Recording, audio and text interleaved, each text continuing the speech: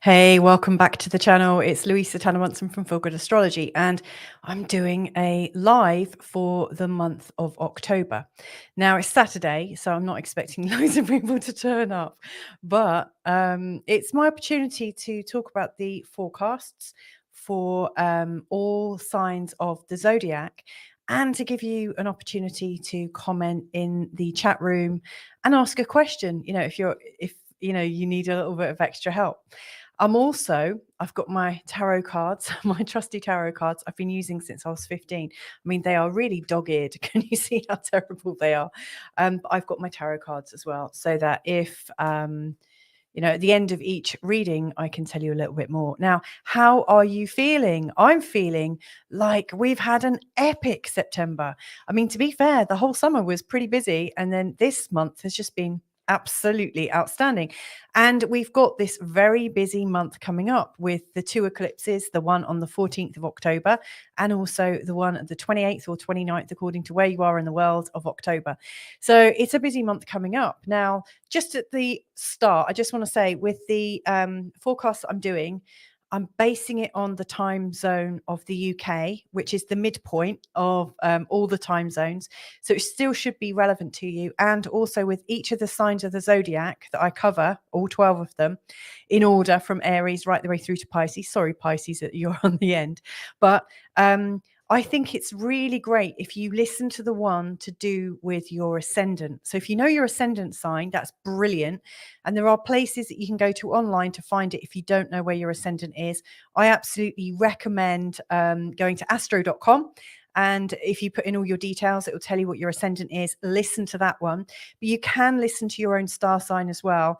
But I just personally think the ascendant is better. But you'll get something from both of them for sure. Some people even listen to their moon sign and find some accuracy. And if you do that, so for instance, my moon sign is Pisces. I could listen to my forecast for Pisces and recognize that that is an update for my emotions, because the moon is about your emotions, the sun is about your personality, the ascendant is about your stance in life and your identity, like your real sort of identity. Now, I can see we've got comments coming in. That's great. I love it when people join me. Nubionette is saying hello, good morning. Of course, it's good morning to you, isn't it, where you are? It's like just gone 3 in the afternoon. I'm hoping when I get this done, I can take the kids down the beach to enjoy a last bit of summer sun in Portugal. We've got a lovely, we've got an Indian summer starting, which is great. Now, just below, you'll see there's a scrolling message. I've received loads and loads of messages recently, like, have I got space to have a new client and stuff like that. If you are interested in a reading, I can definitely do them, but there's usually a 2 to 3 week waiting list on that. But go to feelgoodastrology.com.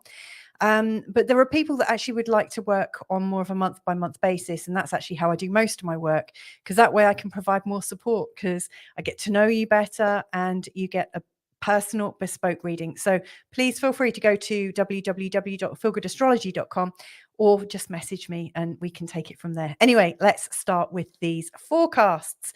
And like I say, if you are listening in, please do say hi and give me a wave. And also, by all means, send me a question. And in between each star sign, I'll check to see if there are any. So let's have a look at Aries. Now, you'll notice I don't normally do this, but this month I'm bringing up a little kind of spreadsheet showing you where the different aspects of your chart are being highlighted in this month ahead. So for Aries, if you've got an Aries ascendant, this is really for the ascendants, but there is some relevance to the sun sign too. But if you're an Aries, then the thing to work, I mean, we've got these great big events here. So on the 14th, we've got the solar eclipse at 21 degrees Libra. You'll see it's that gold there. We've also got the sun and Mercury going into Scorpio here in the 8th, and then we've got the partial lunar eclipse down here.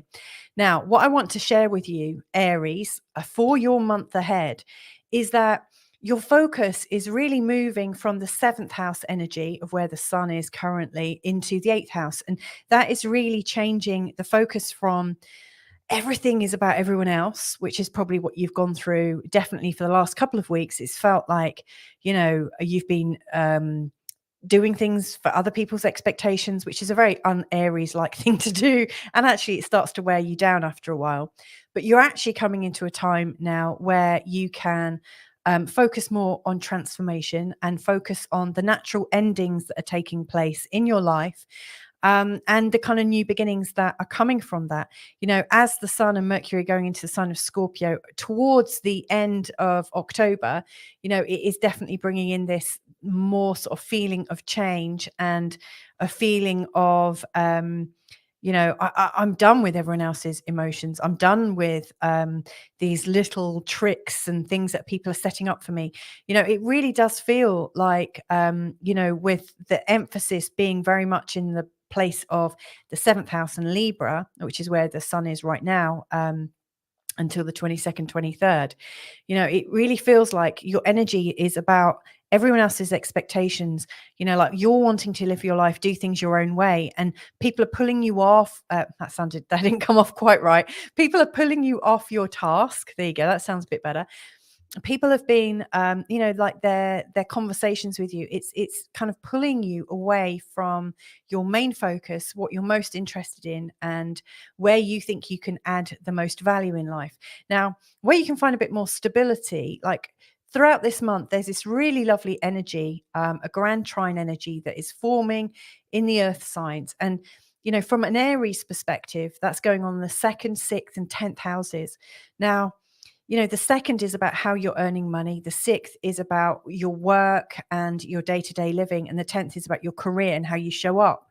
And so, irrespective of the sort of responsibilities that are coming to you from everyone else, if I was in your shoes in this month ahead, I would just be focusing on how I want to earn money, what I like doing every day, and how I want to show up in the world. Because if you're focusing about your greatest gift and your greatest purpose, and if you're focusing on your life in such a way that you're getting your day-to-day settled in a way that really pulls you into your own alignment, into the kind of rhythm you want, and then do you know what? I think your relationships should fit in around that, because if they're not fitting in around that, you at some level are pussy whipping yourself. Sorry, I mean, that's not a very kind of um that doesn't sound very whatever the word is, PC or anything, but you're imprisoning yourself. And people with an Aries ascendant, or people with a very strong Aries motif in their chart,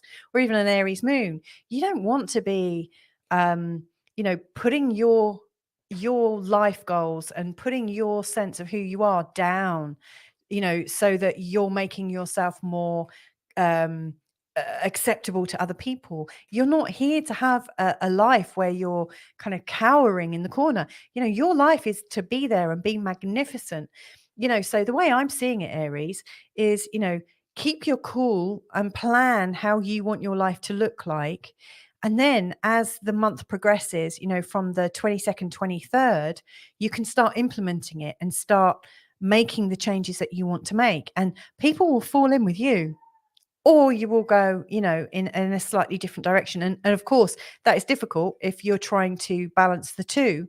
But what I would really urge you to do is to really think about what is authentic for you. Where is your real truth? Now, just to add a little bit more in, the solar eclipse that's happening on the 14th is in the sign of Libra, which is in the 7th house. It is about partnerships, but it's a South Node eclipse. Now, I've spoken more about this in my update, and I also interviewed some other astrologers. So check out the October folder for more information about it. But this time is about coming to closures in terms of relationships that aren't working. It's about looking at what's not working for you and letting it go. And it might not be that you're letting the relationship go, but that you might be letting go an aspect of how you are in relationships. So the 14th is big, and I think it is going to, chuck things up in the air a little bit. But then by the time 2 weeks later, when we've got the full moon, which is also a partial lunar eclipse, it's taking place in the sign of Taurus. And it just so happens to be activating the 2nd house, which is about your earnings and, how you are, I guess, becoming more relevant in your own life. So I do think you're on a bit of a journey. I'm just going to pull a card for you as a little bit of extra guidance. And the card I have, oh, this is fantastic. The Two of Pentacles. This is about you picking up on the skills that you absolutely, really, really want to bring about in your life. And for some reason, you haven't. And so, what I absolutely recommend you do in this month ahead, Aries, Aries ascendant, whoever you are watching, is pick up those tools, pick up those things that you absolutely, really want to bring about in your life. Even if people are saying it's not for you, do it anyway, because this is the time. And just as a last thought, and this is actually taking you into April of next year. Around April next year, there's a very great aspect that's just coming up here, and it's Uranus and Jupiter coming into a second house conjunction for you.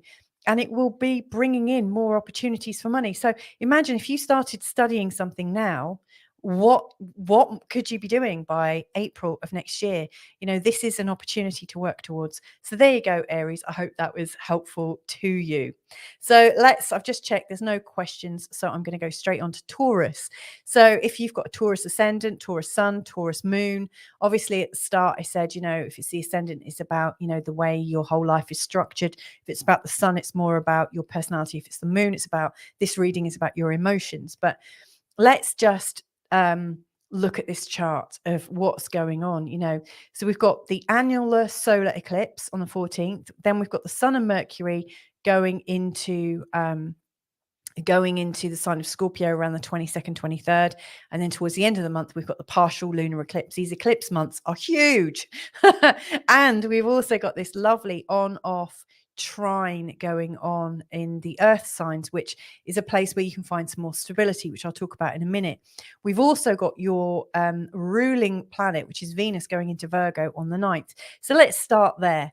So in this month ahead, Taurus, what I first of all recommend that you do is start to understand that there is a natural need for you to be coming out of yourself and having a bit of an adventure. It's very easy for you to get very stable, and it's very easy for you to get set in your ways. And where you have been, so you've got Venus going into Virgo, which is actually down here, and I was pointing up here looking at that as if that was the sign of Virgo, but it's actually down here. But this is a place of coming out of your sense of creativity, and a need for you to be going deeper and deeper into what is absolutely taking you outside of yourself. So like Venus has been going through this area of your chart pretty much all of the summer, and has been working out of there. This place is the place of your home. This is the place of your stability, your core values and stuff. Now it's coming into this area of the 5th house, which is about you coming out of everything that is stable, everything that is Taurus based, and coming into this space of movement, and into this space of growth. Now, the great thing is that as Venus goes through this area, she's lining up to both Capricorn, Pluto and Capricorn up here, and also Uranus. Earlier on, she's going to make some kind of trine to Jupiter, which will be around here in your 1st house. So she is coming into a very great little place, which is going to be highlighting your personality coming out in a more creative way to create more adventure and more space. So, this whole month at one level is about you becoming more than the image of Taurus. Now, I don't mean to diss Taurus or Taurians or Taurian energy at all, but it's known for being a little bit too staid, a little bit too grounded. And hey, the world needs grounded people. And yet you want more than that, right? And this is the time for you to do that. There's some real excitement. And the chances are, if you're a real true Taurian, you will have gone through quite a few changes, in the last, definitely since 2017. If you look at your life and how it's changed and evolved, you've become a lot less reliable with Uranus going through your sign, and you've been open for taking some risks. You've actually put yourself open for some vulnerability, because you've also had Chiron going through your 12th house, which really brings up everything that makes you feel quite uneasy and quite awkward. So yeah, you have been challenging yourself. And with Jupiter going through this right now, it's expanding on that massively.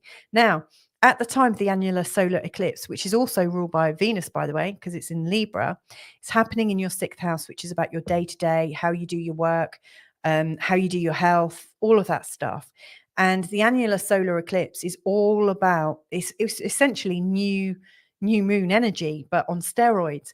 And I've recorded about this in an eclipse special, and you can hear more about it if you go to my October update or just look at my October folder or playlist on YouTube. But this is an eclipse is about you getting your life into a better shape, not so you can be more stable, but so that you can create more flexibility for yourself, so that you can create more balance for yourself, so that you can create more beauty for yourself and more grace. So it's not about holding everything rigid. It's about creating that suppleness that, a really healthy plant has. Your life is not meant to be brittle. It's meant to be firm and flowing. There you go. That sounds a bit rude as well.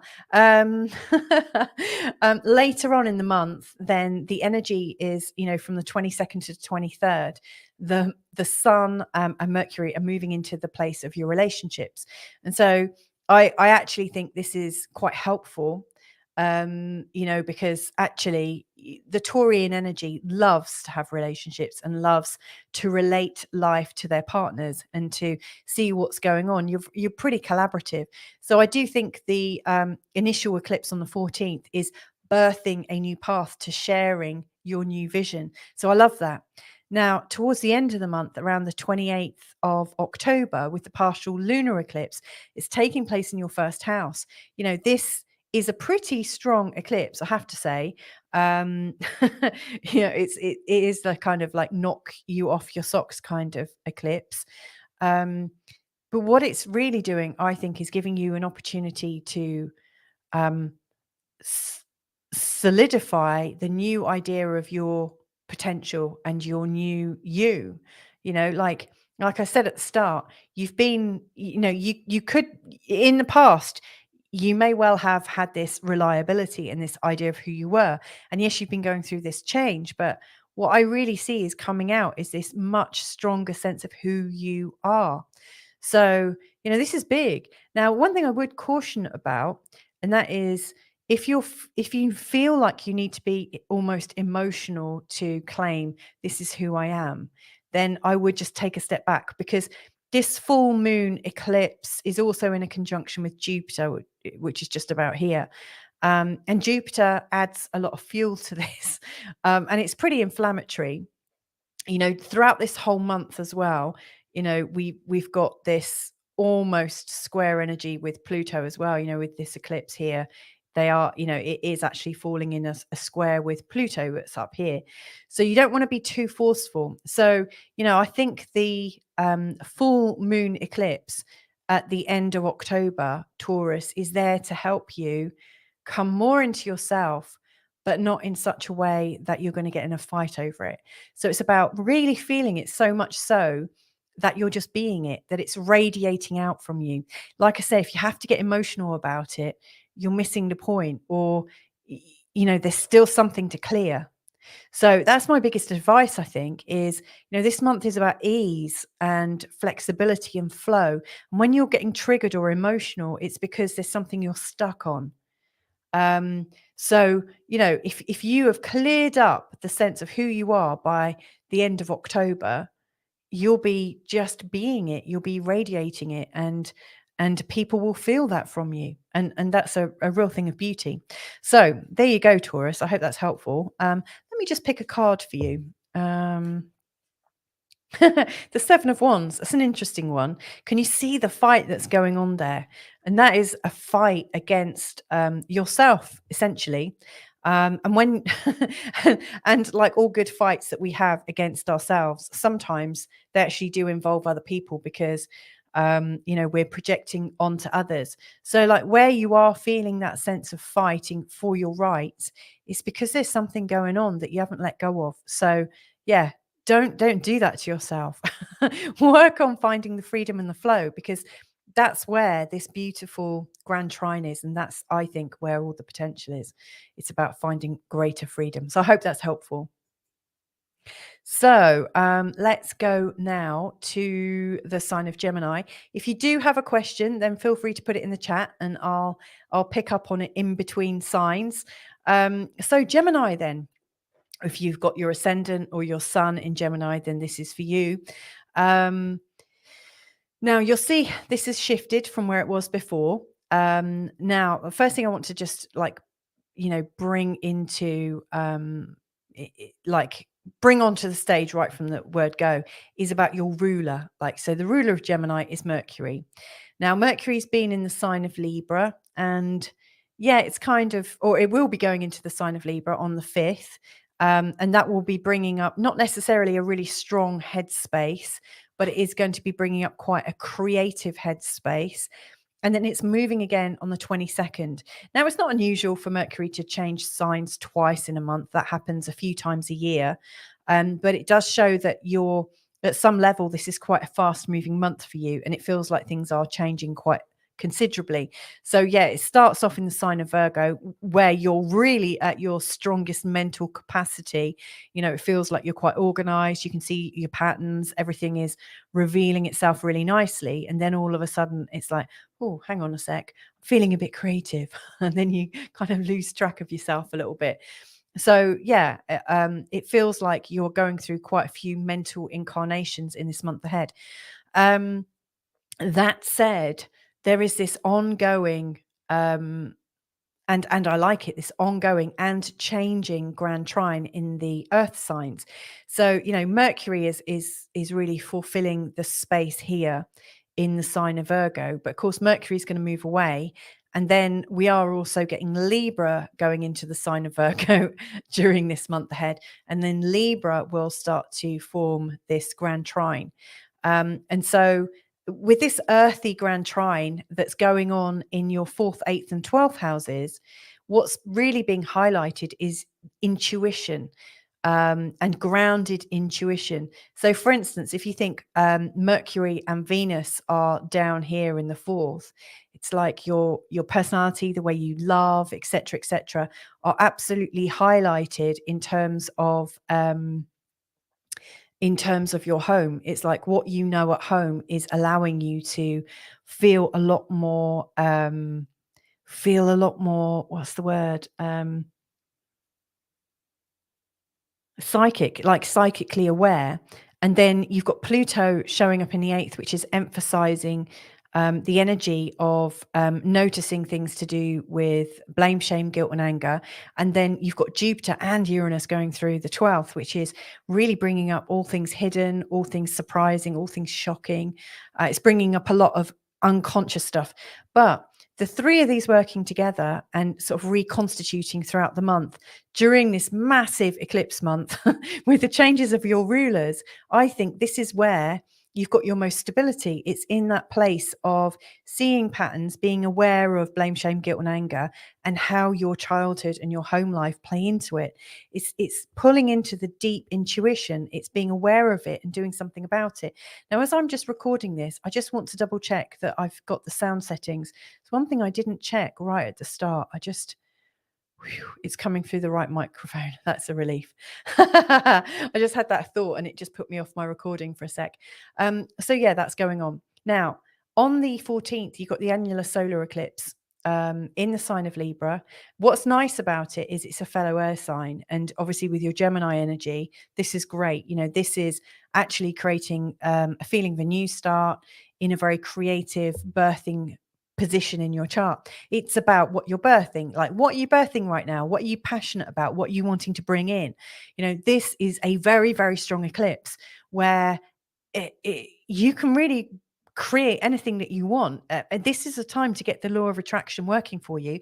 And in fact, if you are tuning in to what your intuition and psychic energy is telling you, also, you might be tuning into people and energies from this area here. This is a very strongly psychic place. If you are really, truly pulling into who you are and from who you are, you'll be able to create something that is on point for you and really know how to make the most of this energy. So I see this as being a very strong creative time. Now, from the 22nd, 23rd, the energy is going from the 5th house of creation into this place of, okay, I've created enough now. It's time for me to get moving.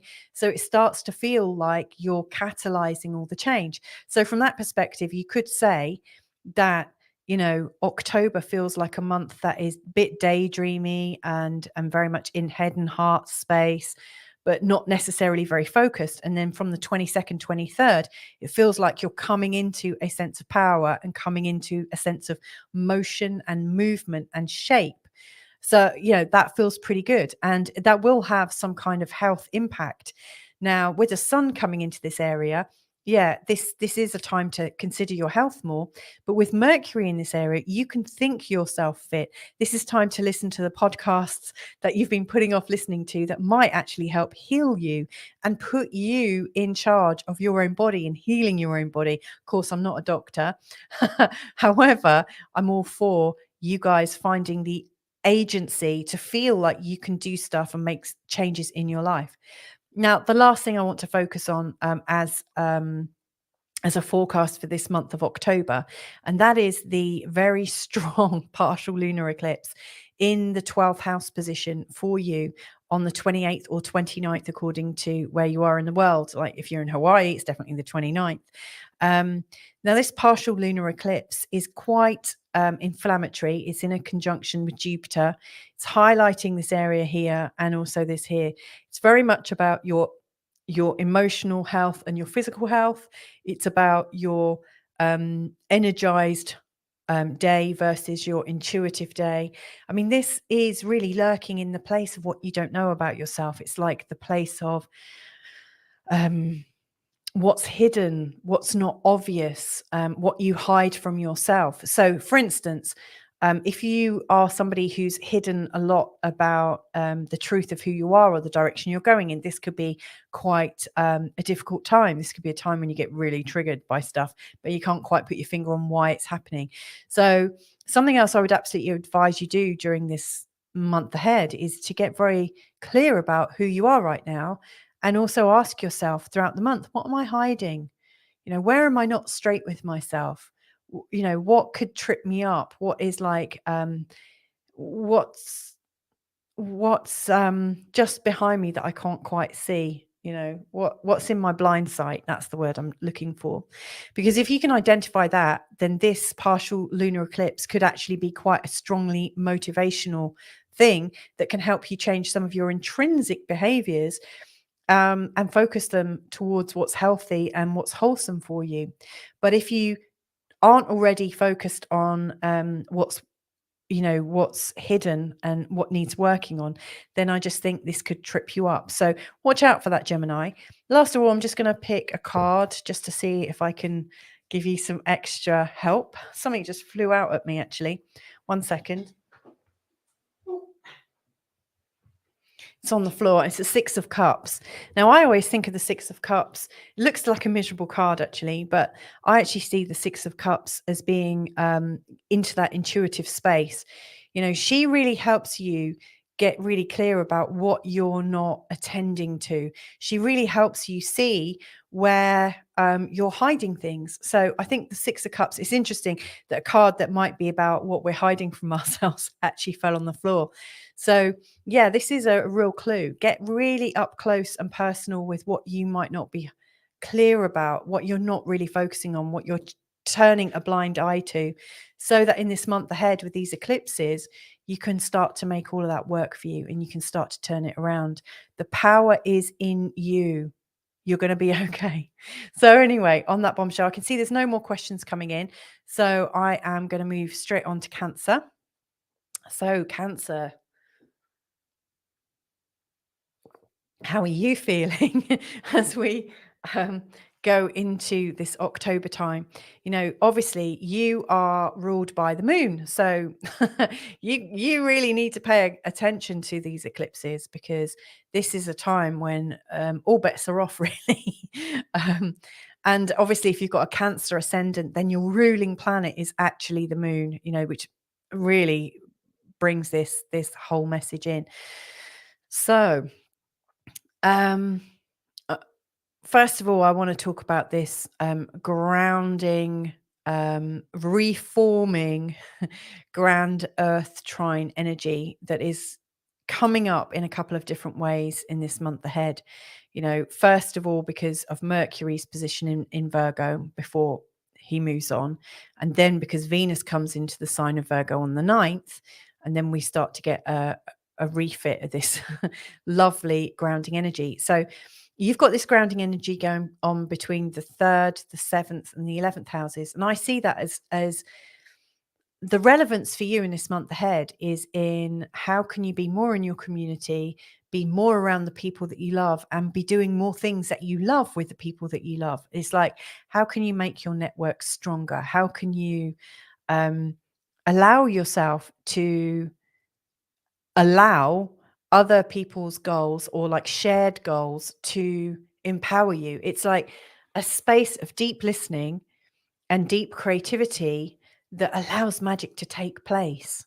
You know, I was only saying to my husband this morning, neither of us have, actually, he's a Cancer, but neither of us necessarily shy away from the intimacy of sharing the way we work. But what we notice is, you know, it's very easy to have ideas about stuff. And we can be really certain that our ideas are going to lead somewhere, but they don't often. You know, lots of ideas, you know, come up and we might start to do something with them and then they go. But actually, there's a really powerful thing that we've both observed. And that is where you have ideas, but you are in the collective and you're working with the people that you love working with. You're hanging out with the people that you love hanging out with. And you have an idea with the people and you share it. And in the sharing of it, the idea takes on shape and form because somebody says, I really like that. And I think you should add that in. And then someone else says, well, from my perspective, you know, and all of a sudden this idea comes into a new space of being. And this is your, as far as I see it, this is your gift in this month ahead, is in sharing your ideas within your community and your friends and seeing what those networks manifest. I think the 11th house is a place of co-creation. It's the place of the law of attraction. Not every astrologer says that, very few, in fact. You know, most people say, oh, it's your place of friendships and networks. But, you know, I see it as friendship in action, which is always creating something. And of course, the polar opposite is the 5th. And this is actually where the Sun and Mercury will be moving to throughout the course of this month ahead. Anyway, I digress.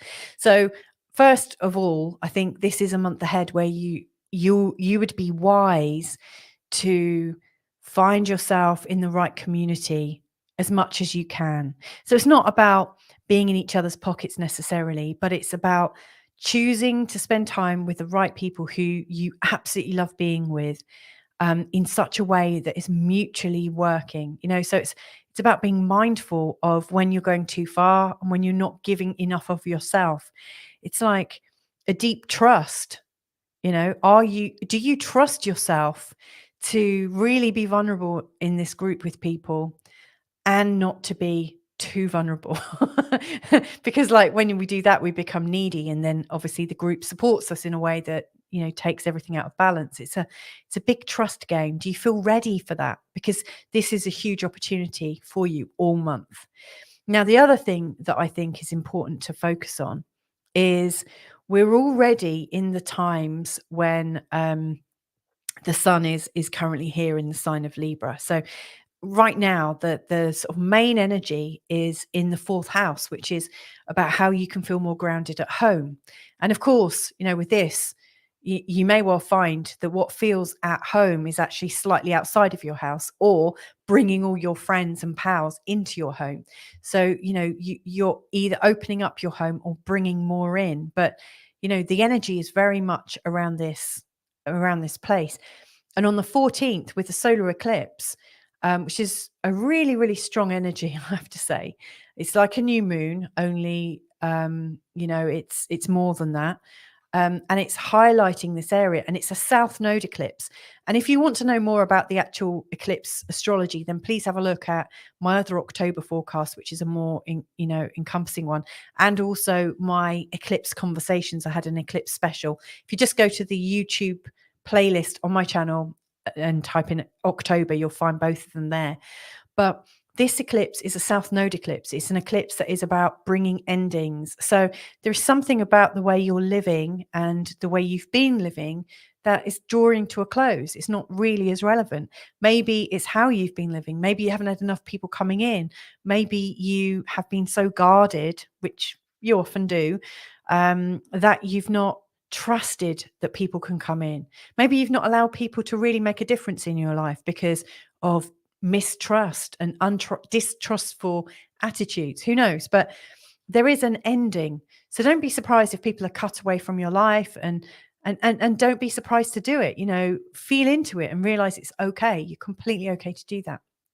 Now, as the energy moves throughout the month, you will then be coming into a more creative space. So as I see it, these endings that are coming up around the 14th are exactly what's meant to happen, because as you do that, you're freeing up some space to feel more creative.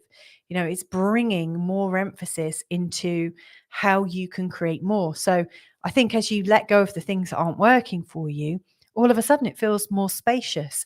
It feels like you've got the luxury to create something new for yourself. And that's cool, right? Then, as the energy progresses further, we've got the full moon, which is actually a partial lunar eclipse on the 28th. Or if you're in some parts of the States and into Hawaii, you might find that more relevant for the 29th. But this lunar eclipse, this full moon lunar eclipse, it's in the sign of Taurus in the 11th house. And if you remember at the start, I said this is about co-creation. So some of the things to watch out for on this particular day is just how exciting creation can be, but how inflaming it can also be. You know, you do have this eclipse happening in a conjunction with where Jupiter is right now.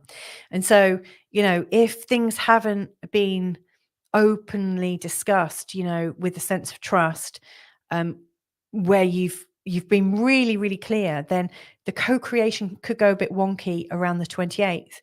You might find that just the discussions and what you're creating with your friends actually just brings up some emotions that might be a bit triggering.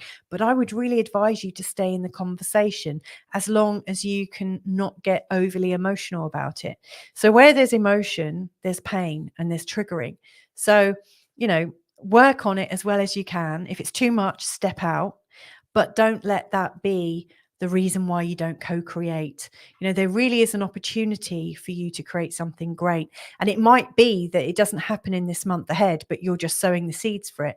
But by April of next year, when Jupiter and Uranus are coming together here, and also, you know, they're going to be still in a trine with Pluto over here, then some really big changes can come about. I'm just going to choose a card for you, Cancer. And that card is the Seven of Swords. Now, this really is, this really does show some of the pain that happens when we're not quite in alignment.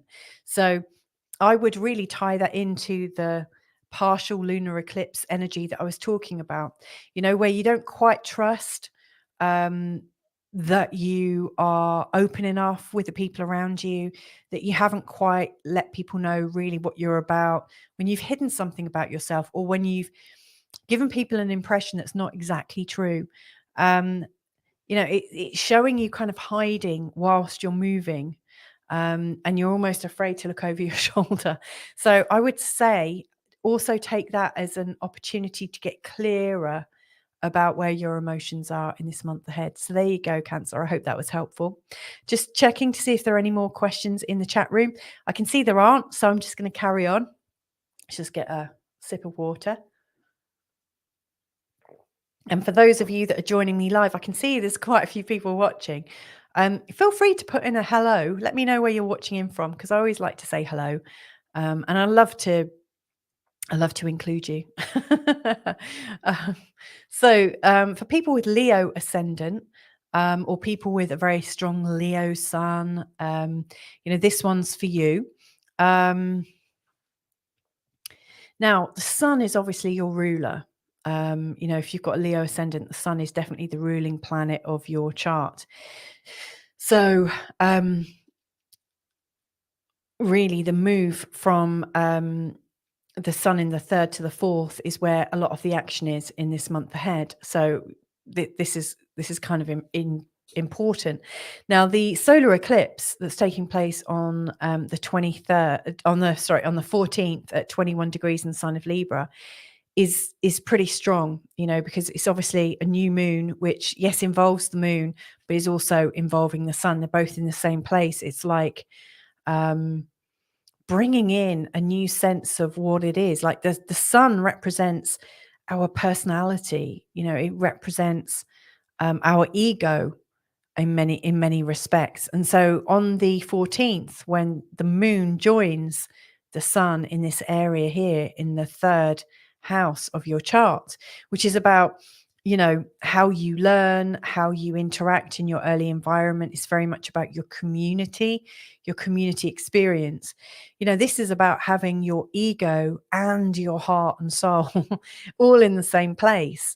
This could be very, very strong for people with a Leo ascendant, who are really wanting to do more in their local environment, who are really wanting to feel more like they belong. I mean, I know the fourth house is all about the house and home and the environment we grow up in.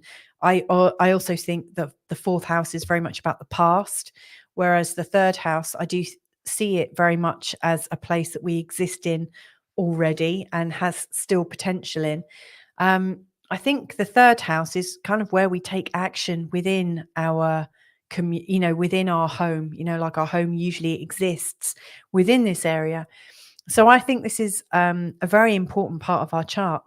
And so this is a place where actually what I'm seeing is the annular solar eclipse for anyone with Leo ascendant. It's giving you the opportunity to feel a much greater sense of belonging, a much more authentic, an authentic view of who you are. It's you telling yourself what you need and hearing yourself. It's almost like your heart is speaking and your head is listening. It's like you've made the journey from head to heart and heart to head. And it's showing you where you want to belong and where you belong and what you might want to do in that place of belonging. The third house is great. It is absolutely showing us how we're communicating, how we're being, what we have to learn still, and also what we might want to give. I see it as being a very great place. So this is a very strong eclipse for you.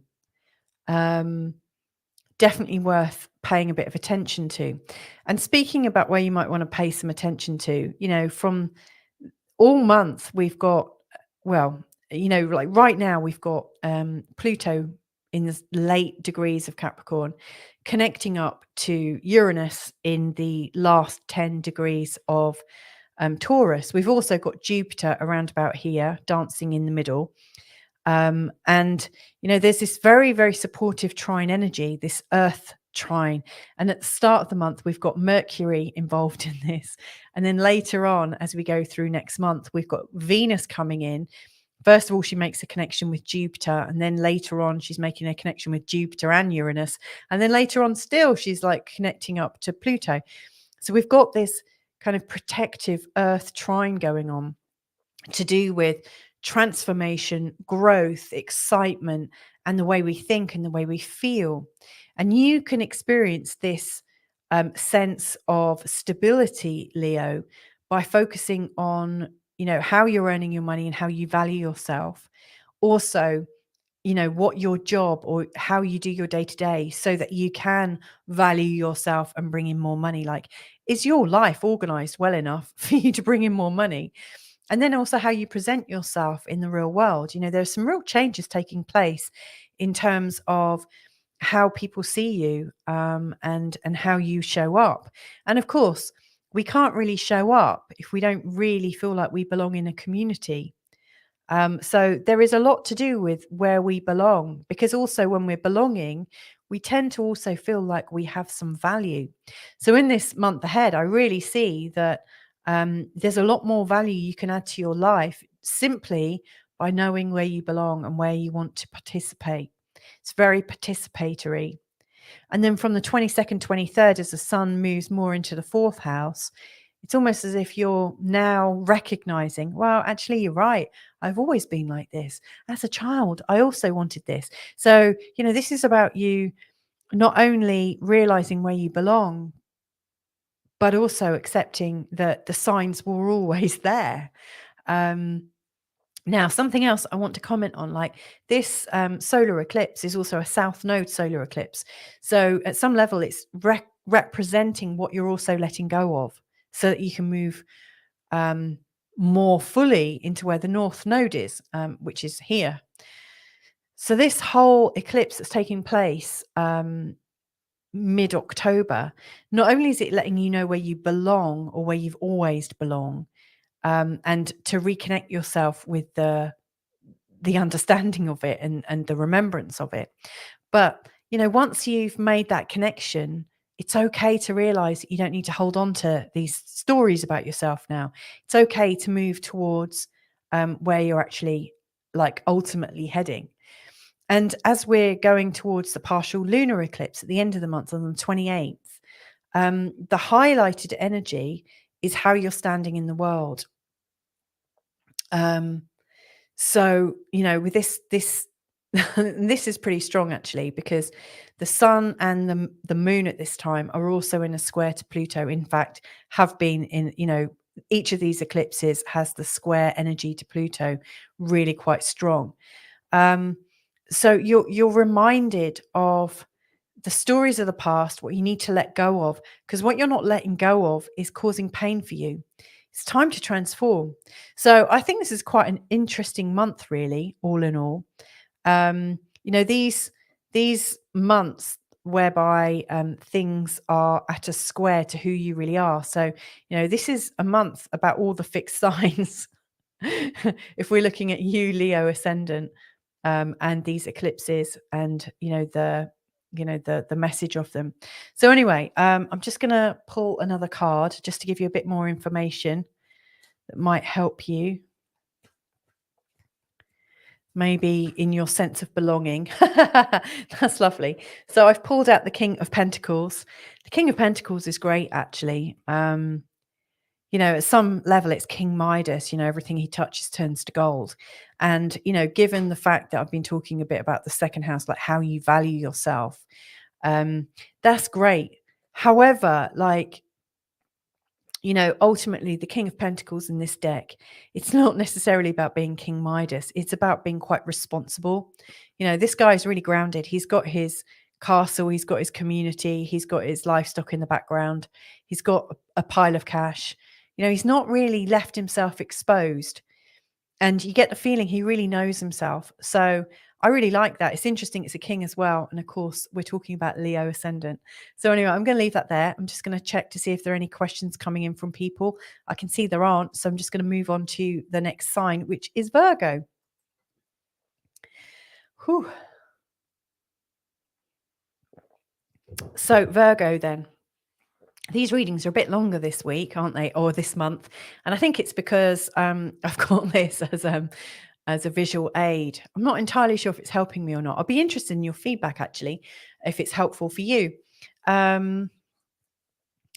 So in terms of the Virgo ascendant and the sun, you're ruled by Mercury, and we've already spoken about that in terms of Gemini 3 signs ago. Now, Mercury is moving twice in this month ahead. So right now, Mercury is actually in the sign of Virgo as I'm recording this. On the 5th, it's going into the sign of Libra, and then it will go into the sign of Scorpio a bit later on. So it's very much going through your first, second, third house in the space of this month ahead. So you're getting a bit of identity ideas, like, I think, therefore I am. Then it's like, I think, therefore I earn. And I think, therefore this is my value. And then it's going into this, I think, therefore I participate, I get involved.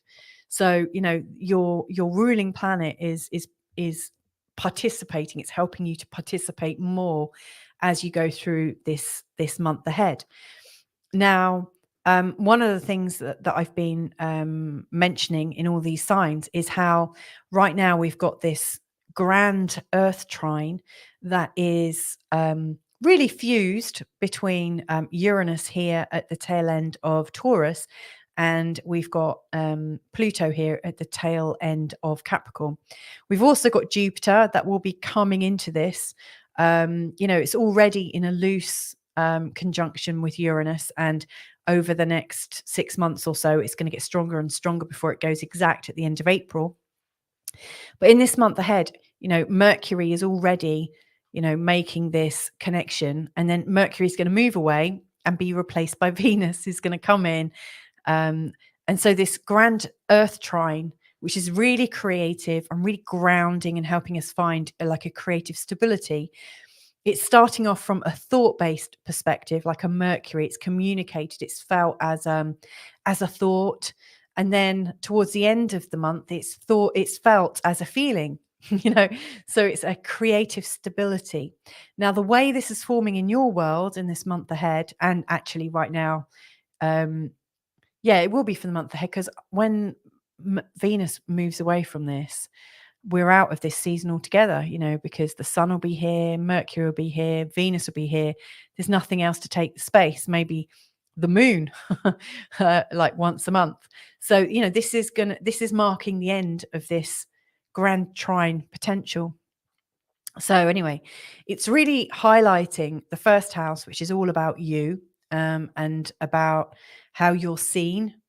What's your identity? What do you identify as? How do you like to see yourself? The ninth house is, your need for space to grow and expand and do something different. And then the fifth house, that place of creativity, that place where you're birthing something about yourself. I also think the fifth house is a place of selfishness too. I mean, it's about, the things that turn us on and the things that we're wanting to release. And yet we don't want to release it. It's like, think about having a baby. I mean, you have a baby, you grow your baby. During your pregnancy, everyone's like prodding you and wanting to have a say. And it's like, your big precious thing that you're working on gets kind of like, the moment you birth anything into the world, everybody has a view about it. Like if you do a painting at home, it's your hobby. And all the while you can keep it secret to yourself. It's something you've done yourself. It's kind of like a self-indulgence. But the moment you say, oh, this is my hobby, look, then all of a sudden your creativity is out there. And so I think the fifth house is also about how comfortable we are to share what we've created. Of course, up here in the 11th house is where we co-create, and the fifth house here. So, this is interesting. In this month ahead, you could be supported by, what you're sharing about how you are and how you expand. What you are and what you expand could inform how you want to create. Because you wouldn't want to create something that's not going to expand you. Like, why would you do that? Anyway, I digress. So anyway, the first thing I really want to bring to your attention is, the first couple of weeks are building up really to the annular solar eclipse, which is a new moon in the sign of Libra in your second house. This is a really good new start in terms of money. It's a south node eclipse. Now, the south node is what we're moving away from. It's what maybe we've already achieved. It's maybe what we've already achieved and realized we don't like the results. So maybe you hadn't thought about it very well, but it's showing an element of the past. So at some level, there's a money situation or a value situation you're shifting away from. Something is not relevant to you anymore. It's time to let go of it. So, I mean, that's pretty big. And that, of course, that ties in with, how you see yourself, the freedom you're giving yourself and what you might want to create. So, that's a continuous theme. And that may well be playing into why you're letting go of one version of money and value setting and moving into a new value setting earning potential.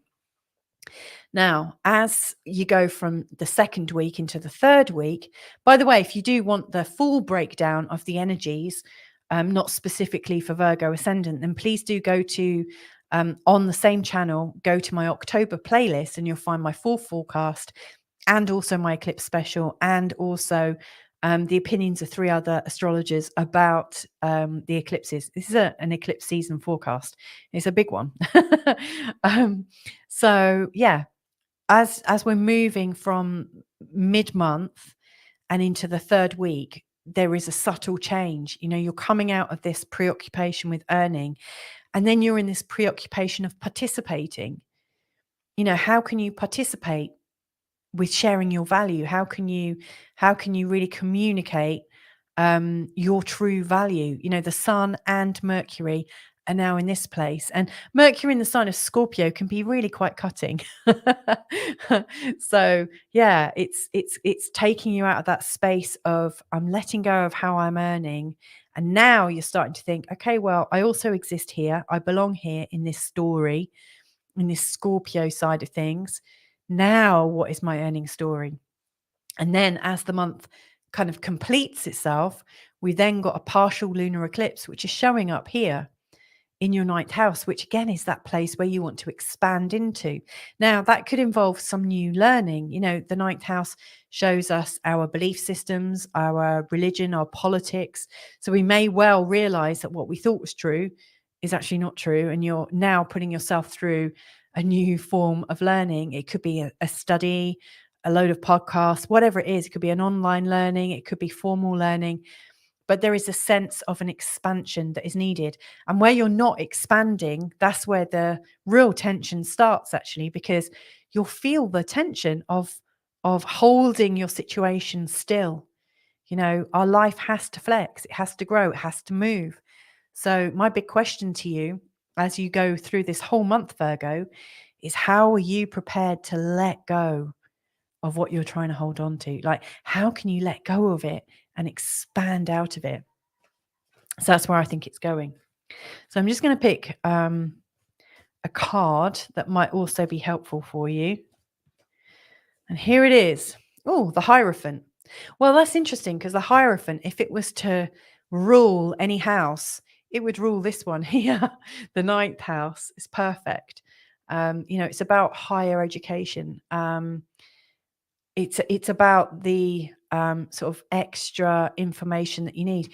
Interesting matching of symbols there, so bit of a hand sign there. It's funny, I've had these cards for 15 years. I now realize that there's loads of different hand signals and all these cards that I've now learned a little bit about. And then it's kind of matched in these horns up here of Taurus. Anyway, lots and lots of symbology everywhere, isn't there? But yeah, for this month ahead, I would say the expansion is where it's at for you, Virgo. So I hope that was helpful. Right, let's see if there's any questions coming in. Nope.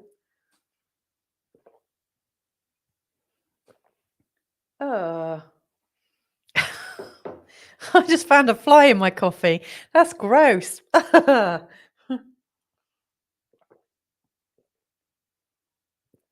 is not what you want to find, is it? Ugh.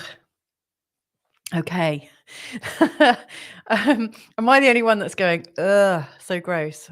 Ugh, that's really creeped me out. And this is like one of those moments where I wish I wasn't doing a live, because I could have cut it out of the video. Never mind. Okay. So we're on to Libra. So we're halfway through now. This is going to be quite a long recording. Anyway, Libra ascendant. So if you're a Libra, if you got the Libra stuff, boy, is this a big month for you, because you got the annular solar eclipse in your own sign. Boom, there it is. Now, Venus is your ruler, and she's changing signs on the 9th. So the first like week and a bit, you've still got Venus in the sign of Leo. And to be fair, we've done the Venus in Leo, haven't we? That's been going on for ages, because obviously we had Venus going retrograde in Leo for her 40 days and 40 nights during the summer. And now she's just inching forwards. So I'm actually quite excited about Venus going into Virgo. She's not exactly happy in there.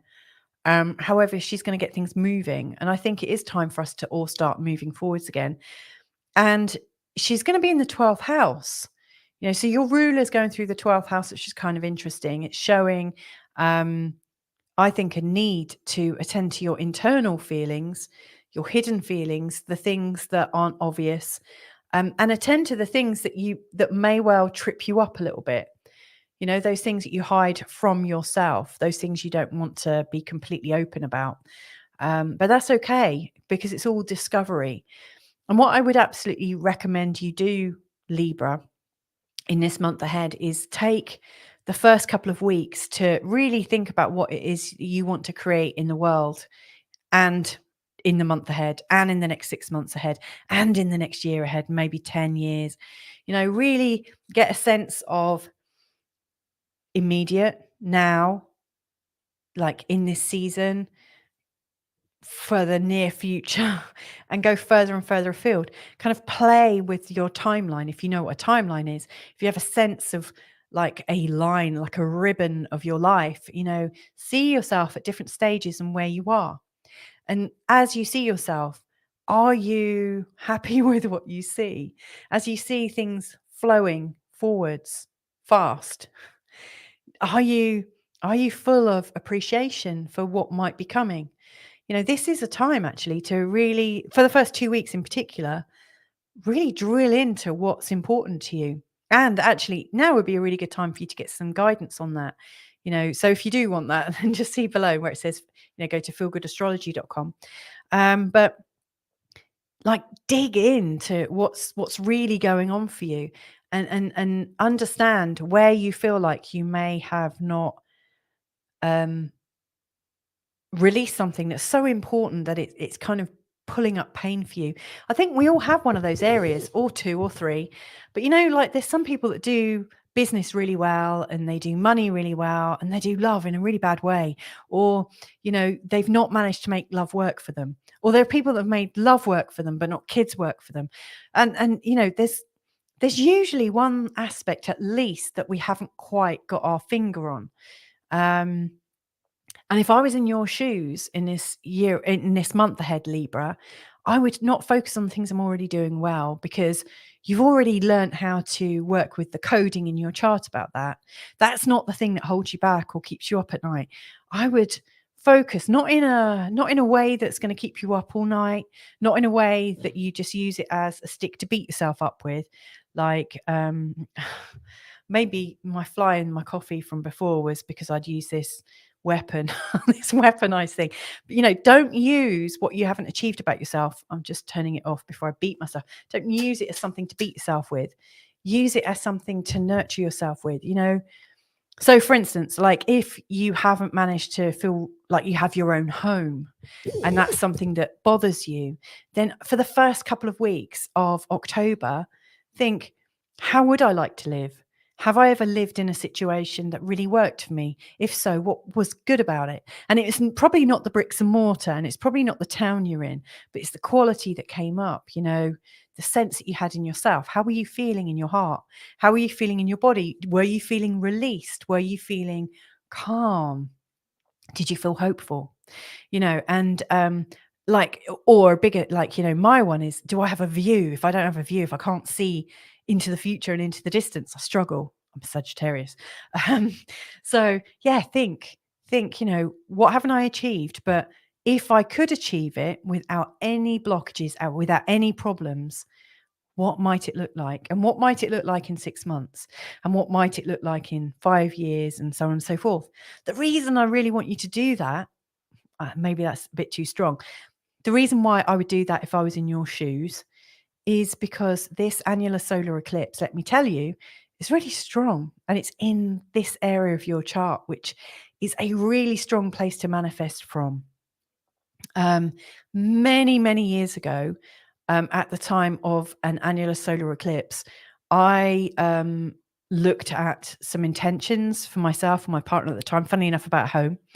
And I wrote down everything I wanted to achieve in finding a home. And I just felt it and said it to myself, and kind of set the energy at the time of the eclipse. And a month later, so at the time of the next new moon, because it's a new moon energy we're dealing with, we found the house. The next month, we got a mortgage arranged, and the next month we moved. When you pick up on the energy or the flavor of the eclipse, the new moon pattern works for you, or can work for you. So yeah, this is in a really strong place. This is actually a time for you to dream, and this is a time for you to put that dream into action. It's really strong, Libra.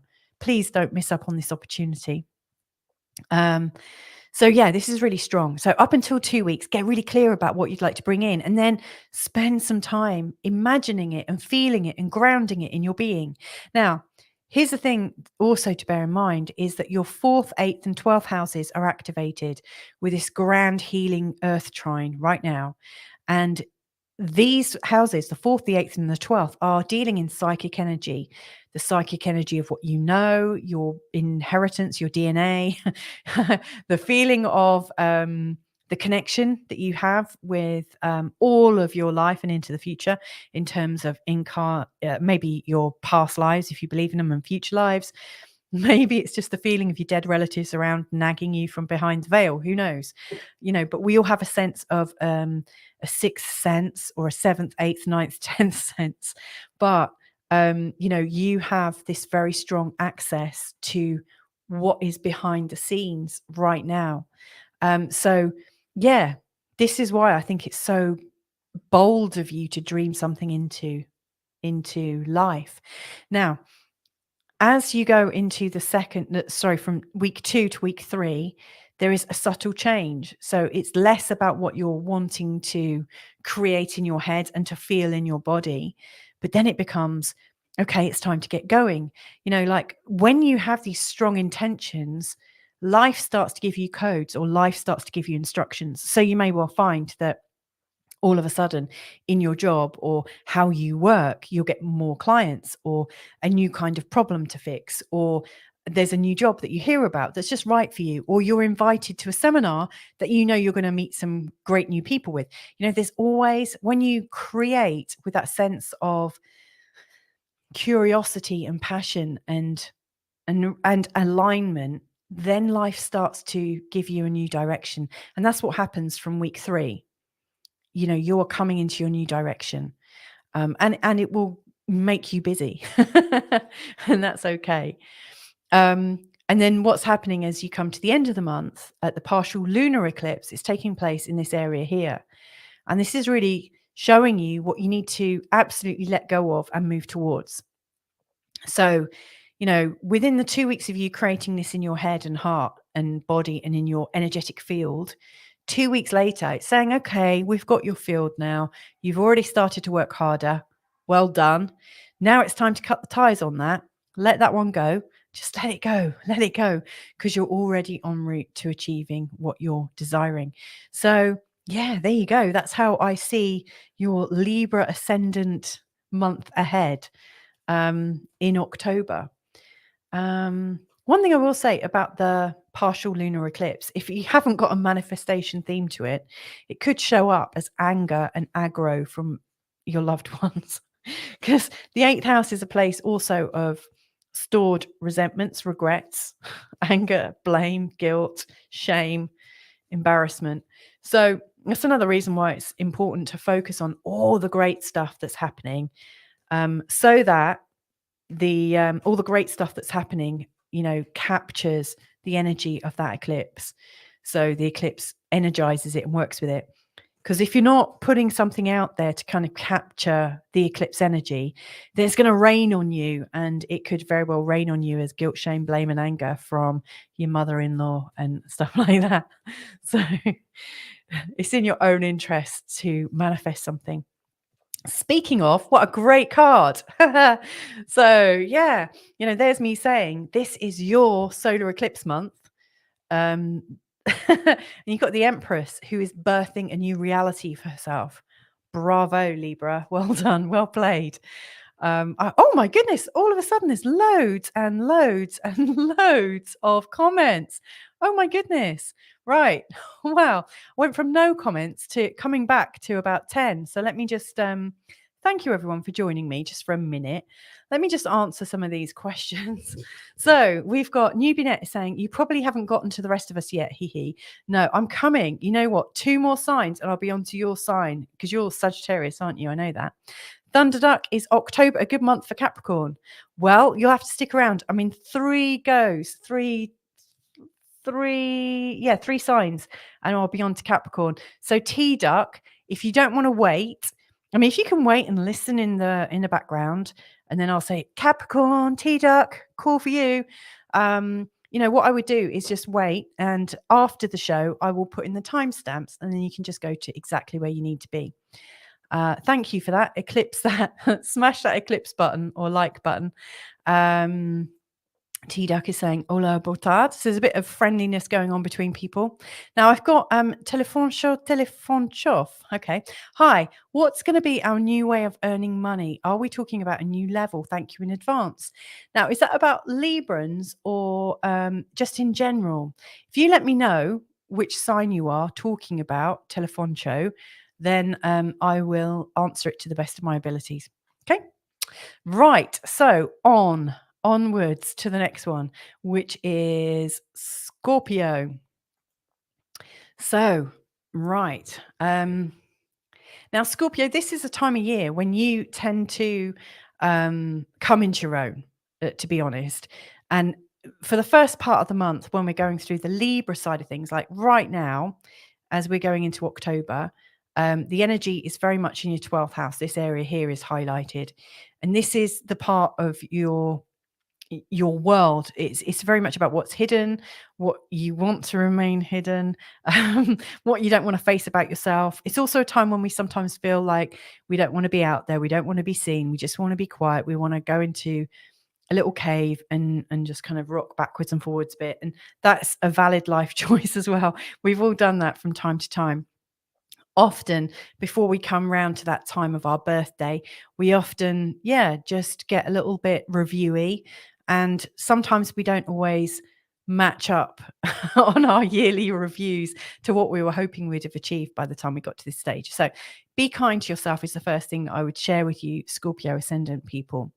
Now, one of the great things I think about this is finally, Mars is coming back into your own sign from the 12th. So right now, Mars has been messing about in the sign of Libra. It's really not happy there. And because it's in your 12th house, it's kind of brought up feelings of difficulty, feelings that you there's things you want to hide, things you don't want to face, and yet it feels like you have to face it. So it's been really hard. It's kind of been in your face what you don't like about yourself. So I do recognize that from the 12th, things start to feel much easier, and it feels like when there's something that you don't like about yourself, you can actually do something about it. Now, actually, the day before that happens, there's a secondary ruler for Scorpio, and that's Pluto. So the day before, Pluto is currently around here. Pluto has been going retrograde, i.e. going that way. That's how it looks from our place on Earth, apparently. So it's been going backwards, but it goes forwards again, goes direct from the 11th. So the 11th, 12th, I would say, is when you're most likely to start to feel like you're getting back in your game, Scorpio ascendants. So that's the first thing I would really share with you. The next thing that I would really highlight is that we've got the annular solar eclipse taking place in this part of your chart. So again, this part of your chart that you tend to hide out in and not want to do much in, that's where the dreaming is taking place, in this month ahead on the 14th of October, which is when this new moon eclipse takes place. Now, one thing I'd like to share with you is to not underestimate the power of your unconscious mind. Now, if you've got Scorpio rising, chances are you won't underestimate it, because it's like you were born with extra intuition, an extra sense of knowing, right? I should say my ascendant is in the sign of Scorpio. So you've got this extra sense of knowing. You've got this extra sense of, like, you go into a new scenario, you sense it as you're walking into it. You know what you're walking into, right? So, this, even though this solar eclipse is taking place in your 12th house, don't fear it. Like, see it as a chance to supersize your dearest dreams about yourself. Now, I gave some of the similar advice actually to Libra just before. I would get really clear about what you've hidden from yourself in terms of why you maybe haven't achieved the things you've wanted to achieve. And they could be because there's a part of you that doesn't want to work in the right way. I mean, there is usually a way, and there's usually a reason why some people get rich and some people don't. And if you speak to people that get very rich and you ask them about their behaviors and their beliefs and you really interview them all, the chances are they all have a very similar skill set and a very similar belief system. And it's not a big mystery why it works for them. They just follow this routine and it works. And, most other people that struggle with, well, I put myself in that category. There's part of their belief systems that I just don't like, or I found myself in conflict with. And at some level, I'm stubborn and refuse to listen to the good advice. And it might be because it reminds you of your parent or this, that, and the other. And I'm really speaking to all Scorpio ascendants here, because the 12th house is where all our memories live and where all our fears live. And if you've got something resistant in your nature that is causing you, or that you're using as an excuse or a reason for not taking right action to achieve the things you want to achieve, then this is the month to blow it all apart. Seriously, blow that pattern way out of here. It's not serving you. It's really not serving you. You're a magnificent being, It's time to stop playing small. And it's time to let go of whatever insecurity it is that you've chalked up as to why you're not ever going to get the relationship, why you're not going to get the love, why you're not going to buy that house or that nice car or whatever it is. And you'll have a billion and one different excuses as to why.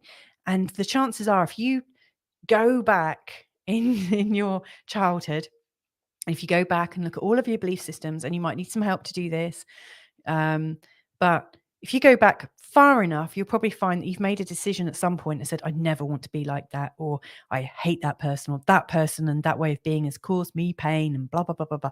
And it's like this self-fulfilling prophecy that has come full length to where you are right now. So what I'm saying here is it's time to let that go. And for the first 2 weeks of October, this isn't very much different from the Libra advice for the first 2 weeks. But what I'm saying here with Scorpio, it's not what you've hidden about yourself. With you guys, it's what you've refused to see in yourself through stubbornness, through pain, and just because nobody tells you what to do, not even yourself. So this is the time to actually, stop cutting yourself down. So what I would recommend you do in the first couple of weeks is look at what your most frequent thoughts are when you think about the people that have got the things you want but you don't have. Okay. And the reason why I've given you such a sort of conflicting piece of advice or challenging piece of advice is, if you don't look at what it is that you want but you're conflicted about, you're not going to hear what's going on in your head. So like, if you want that house that you don't seem to have, like, look at all the people that have got it and look at what programs you're playing in your mind about why people have got it and what you don't like about it, because there will be some little script behind the scenes going on, and that's all captured here in the unconscious mind. Because on the 14th, at the time of the solar eclipse, you can blast that out, with intentions, with breathing, with whatever it is. You focus your new direction on clearing what it is that you don't like, and you align it to what you do want. So it's like, remove the resistance and go with the flow. Remove the resistance, go with the flow. So that's what you're doing around the time of the solar eclipse. And if you can clear that at this time, not only will you be getting closer to the one goal that you want, but you'd have cleared a massive bit of junk thinking, junk behaviors, and you'll be moving with some speed towards all good things for you.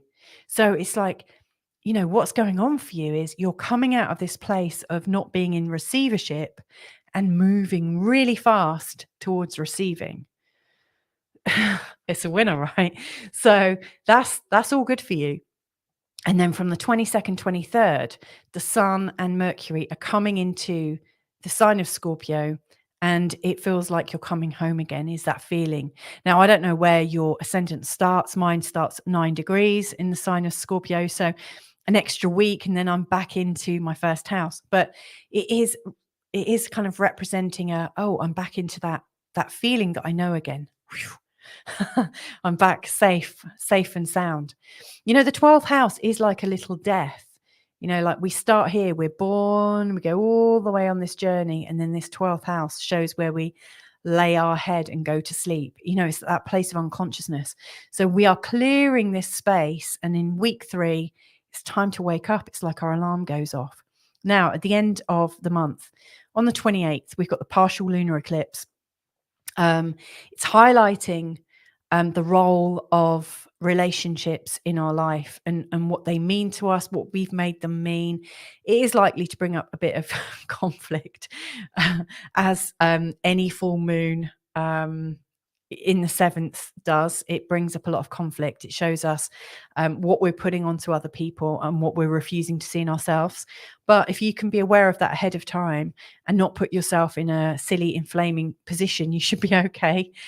The last thing I would say is there's planets highlighting the 3rd, the 7th, and the 11th house in your chart. This is really bringing you the sense that when you feel that sense of belonging and when you can work with people around you, you can create miracles. So maybe this thing you're wanting to manifest here that you're refusing to receive on, maybe it's because you're refusing to receive it with the people you love. You might be trying to go it alone. And a lot of people with Scorpio ascendant do try and do it alone. So maybe that's where the hidden clue is. It's let other people in. So there you go, Scorpio ascendant. Going to move on to Sagittarius now, but let's just check to see if there's any more. Right, Telefoncho, you were talking about Virgo. What's going to be our new way of earning money? Are we talking about a new level? Thank you in advance. I'm just going to go back quickly. So Virgo, your new way of earning money. Oh yeah, because you've got your annular solar eclipse taking place in the 2nd house. Well, that's entirely up to you, is what I would say. First of all, you know, I would say look at the rest of your chart. So obviously you've got Virgo ascendant or Virgo sun. What is on the cusp of your 2nd house is the first thing I'd ask. Then I'd ask, where is your sun, and what sign is it in, or what house is it in? What's connected to it? Because whatever is connecting by aspect to your sun or your 2nd house is at some level describing your ability to earn and your ability to receive.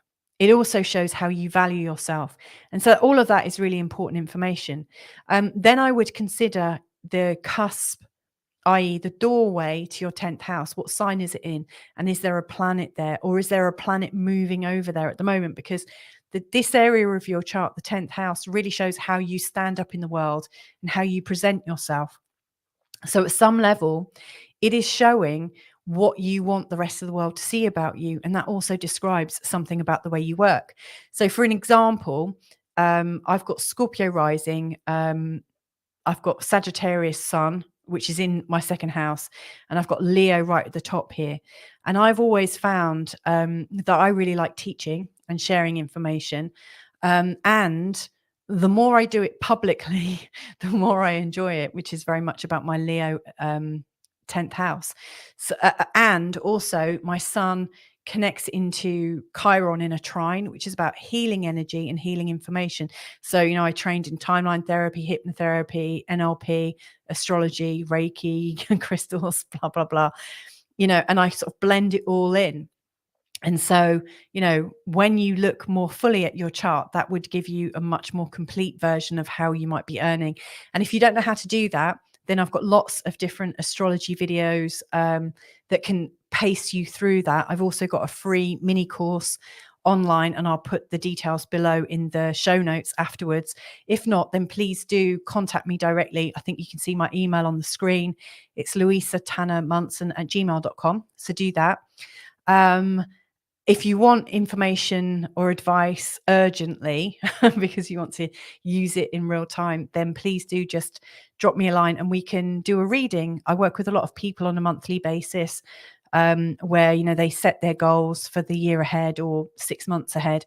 And then over a space of every month, at the time when the moon goes back into where it was at the time, place and date of the birth, i.e. when they have their lunar return, then I do a new reading for them. And so I'm, you know, carefully guiding people towards their goal. So there's lots of different ways we could do that. Anyway, I hope that was helpful and helped to answer your question. Right. So I hope that was helpful. Let's now have a look at Sagittarius because that's the next sign.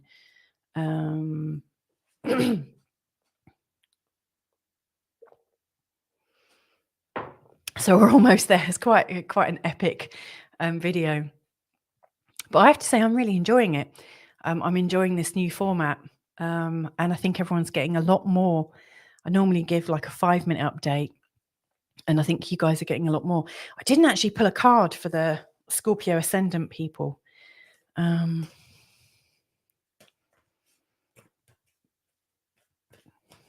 Okay. So if you are still a Scorpio ascendant person, I recommend the 3 of Pentacles, which is showing that you're practicing your skills. You're really practicing your skills and starting to charge for your skills. It could be a time to start to charge more money for what you do. And so what I would say with that, Scorpio, is it is time to, maybe ask the people in that you are in relationship with, like, what would you pay for that? It's time to collaborate a bit more. Anyway, let's get into Sagittarius. So, if you've got Sagittarius rising or Sagittarius sun, then this is for you. First of all, like, the ruler of Sagittarius is Jupiter. It's retrograde, which means it appears to be going backwards. And it's highlighting this area of your chart, which is the 6th house. It's all to do with how you organize your day to day. And that also includes things like your health, your diet, how you work, what your schedule's like, and things like that. Having Jupiter going through the 6th house can be problematic. It can be really good. It can help you really get into a good flow. But it can also inflame things that aren't working very well. And of course, the 6th house is where we have to be very functional. So if you've got something inflaming problems, what this can mean is while Jupiter is going through this place, lots of problems come up with the day-to-day running of your house or your body, and it's time to cleanse it and clear it out. So, yeah, you might want to pay some attention to that. However, there is still this kind of healing, protective energy going on in the earth signs. Now, what this means to you, Sagittarius, as you're going into the month of October, it's highlighting the 2nd house, the 6th house, and the 10th. And what it's saying is, if you put your focus and energy still in how you earn and what you want to earn, how you want to show up in the world, and what that might mean in terms of how you live, if you start to consider that a little bit more, it will be paying dividends. Now, right now, we've got Mercury being the 3rd arm of this grand trine, showing that you can think your way into earning more money and being organized enough at home to be able to achieve it, and also being healthy enough to be able to do it. It's like you're thinking about it. You can almost see it happening. And that will soon be replaced by Venus, who will help you feel into the energy of that. So that's the thing that's really keeping you going at the moment. This is a very big time if you're a Sagittarian, in terms of, how you want to rise up in your career, etc., etc. Now, the first thing that really occurs to me about the solar eclipse that's happening, and it's highlighting this area here, this is a place of co-creation. This is a place where you're creating magic with other people. This is a place where you work with other people joyfully because you just love working with other people. It's a place of trust. It's a place of resilience. It's a place of consideration, and like the knowledge that you're working in such a way that's about to pay out and pay forward. It's like whatever you're creating right now in your life is geared to your biggest potential creation. This isn't about how can I become rich myself. This is about how can I do this with everybody else in my life, or everyone else that thinks the same as me, or everyone else that wants to rise with me. So this is a really big aim that you might have. And this one's for you, newbie net, because I know you're watching. If you are still watching, if you haven't given up, this is for you. So think in terms of, damn, I really want to do this, and I think it'll be more fun with other people. then that's your goal. That's the thing to focus on. That's the thing to draw in. So, in the first couple of weeks, you might want to give that some thought, like have a think, like what would feel really great. And then around the 14th, put in a very strong meditation, write down your intentions, light a candle, whatever you want to do to create that moment of ceremony or that moment of feeling like, yeah, this is the time for me and I'm going to create this. The 11th house here is all about the law of attraction. I really do see this as a place of magic. I see it as a place of being open to miracles. And I see this as a place of change. So this is really powerful for you. And as you look back at this many months ahead, you might be able to trace back, oh yeah, things started to turn around mid-October. Oh yeah, maybe I need to pay a bit more attention to these eclipses. As the month progresses, you're coming into this time whereby you naturally go into a bit of a quiet phase. It's almost like, we're really at a time now where you can see it's longer evenings if you're in the Northern Hemisphere, or that it's longer days if you're in the Southern Hemisphere. But it's that time when you notice the change, and you're noticing the change in the tempo. And it's also recognizing that it's a time for quiet.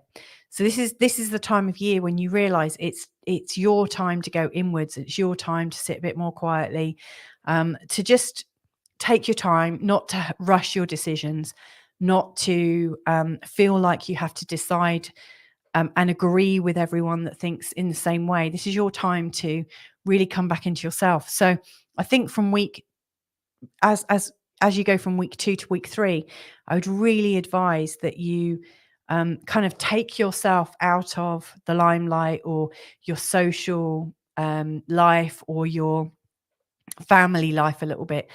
Find some space for you, like find a way to journal or go for long walks, and just go into a place of imagination, go into a place of vibration and frequency. What would really be quite useful for you at this time is to maybe zone out and use like hemisync technology, or put on a couple of different frequencies that are going to open up or activate a different part of your body.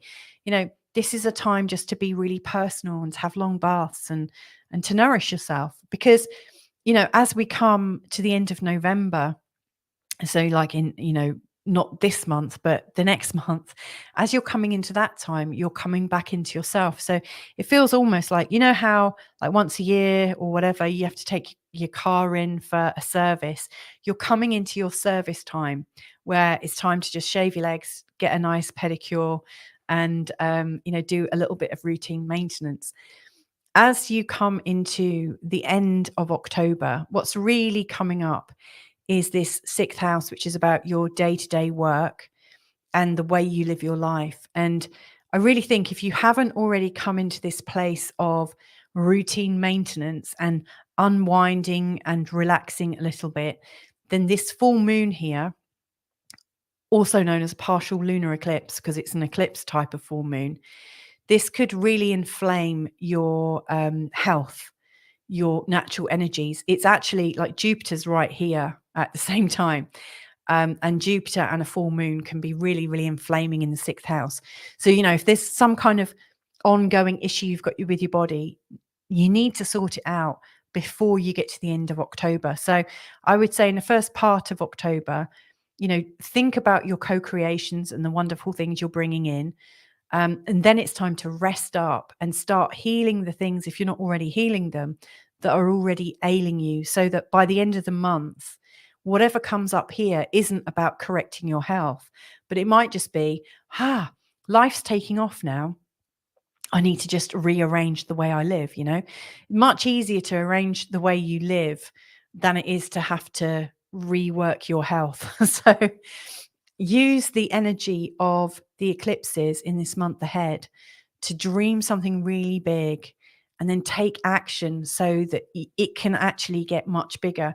Because if at the end of October you come to this time and actually you're really stuck in a cold or a flu or some kind of awful physical funk, then the energies from this sort of showing you this new bit of optimism, it's gonna fall flat. It's like you're almost not ready for your own uplift.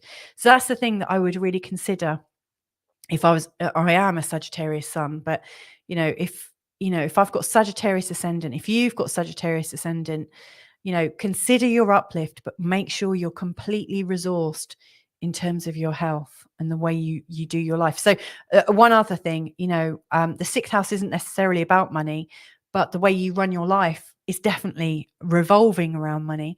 So if your money isn't sorted and you need to do stuff in your home, or if you need to have an emergency visit to a homeopath or a reflexologist, or you need some osteopathy or something like that, you want to have the money there.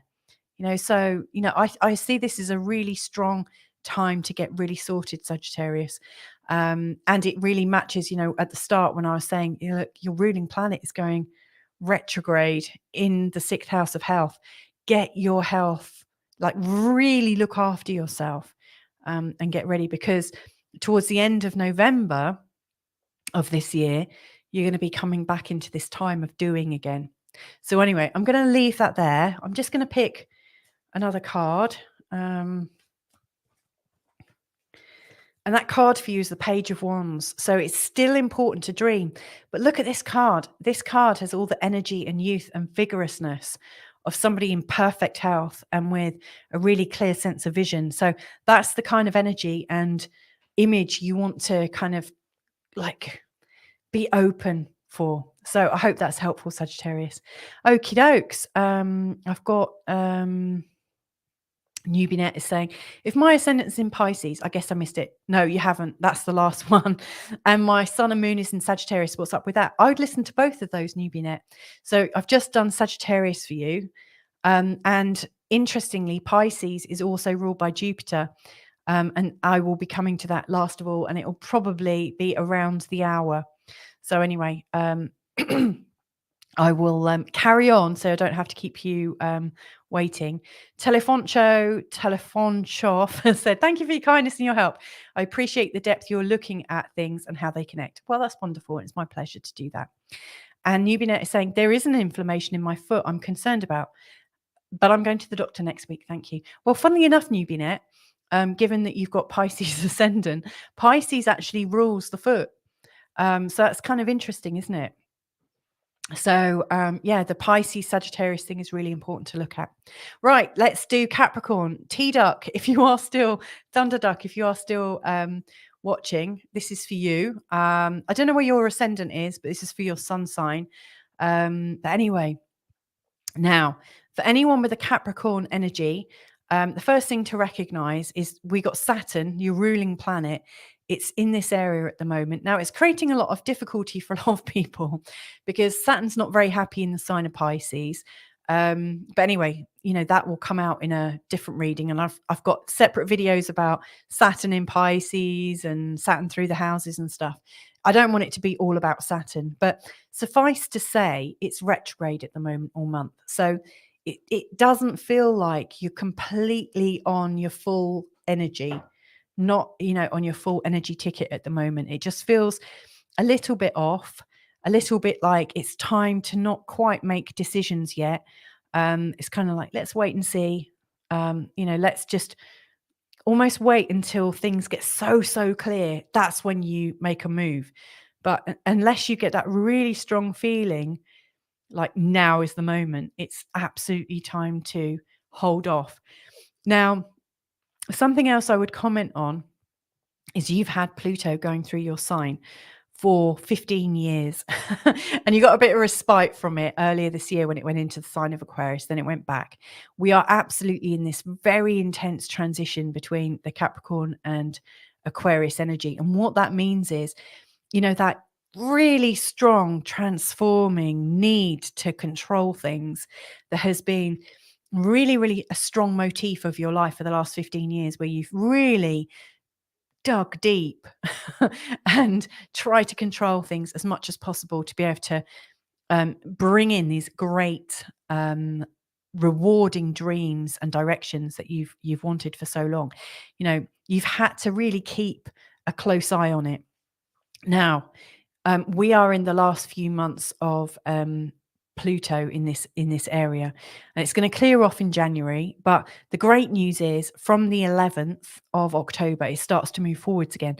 So, even though your ruling planet in the third house is maybe stopping you from feeling very free about how you communicate, maybe you're not as open about your thoughts and feelings. Maybe you're not as vigorous about things, keeping a little bit back. And that's okay. There's nothing wrong with that. But from the 11th of October, you'll start to feel that sense of flow and that sense of, oh, yeah, it's coming together. Actually, yeah, it's really starting to add up now. Yes, I'm getting back into my flow. And then from January as well, it's going to start to really magnify and it will feel, yes, I'm rushing now. So that's great. Another thing that I want to really emphasize in terms of managing this month ahead is we've got this lovely energy between the 1st, the 5th, and the 9th.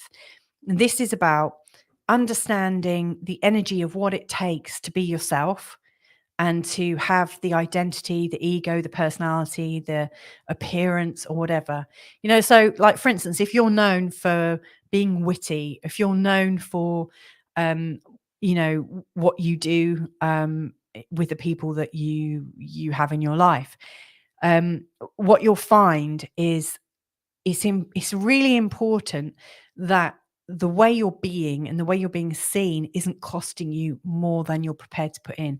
So, for instance, if, like to be seen at the height of fashion or to be seen in the way you want to be seen, if it's costing you a lot, it's going to really wear you out. What you really want to do is think about, okay, who am I really? How can I expand that? And what do I need to do creatively to expand that? And is it going to cost me?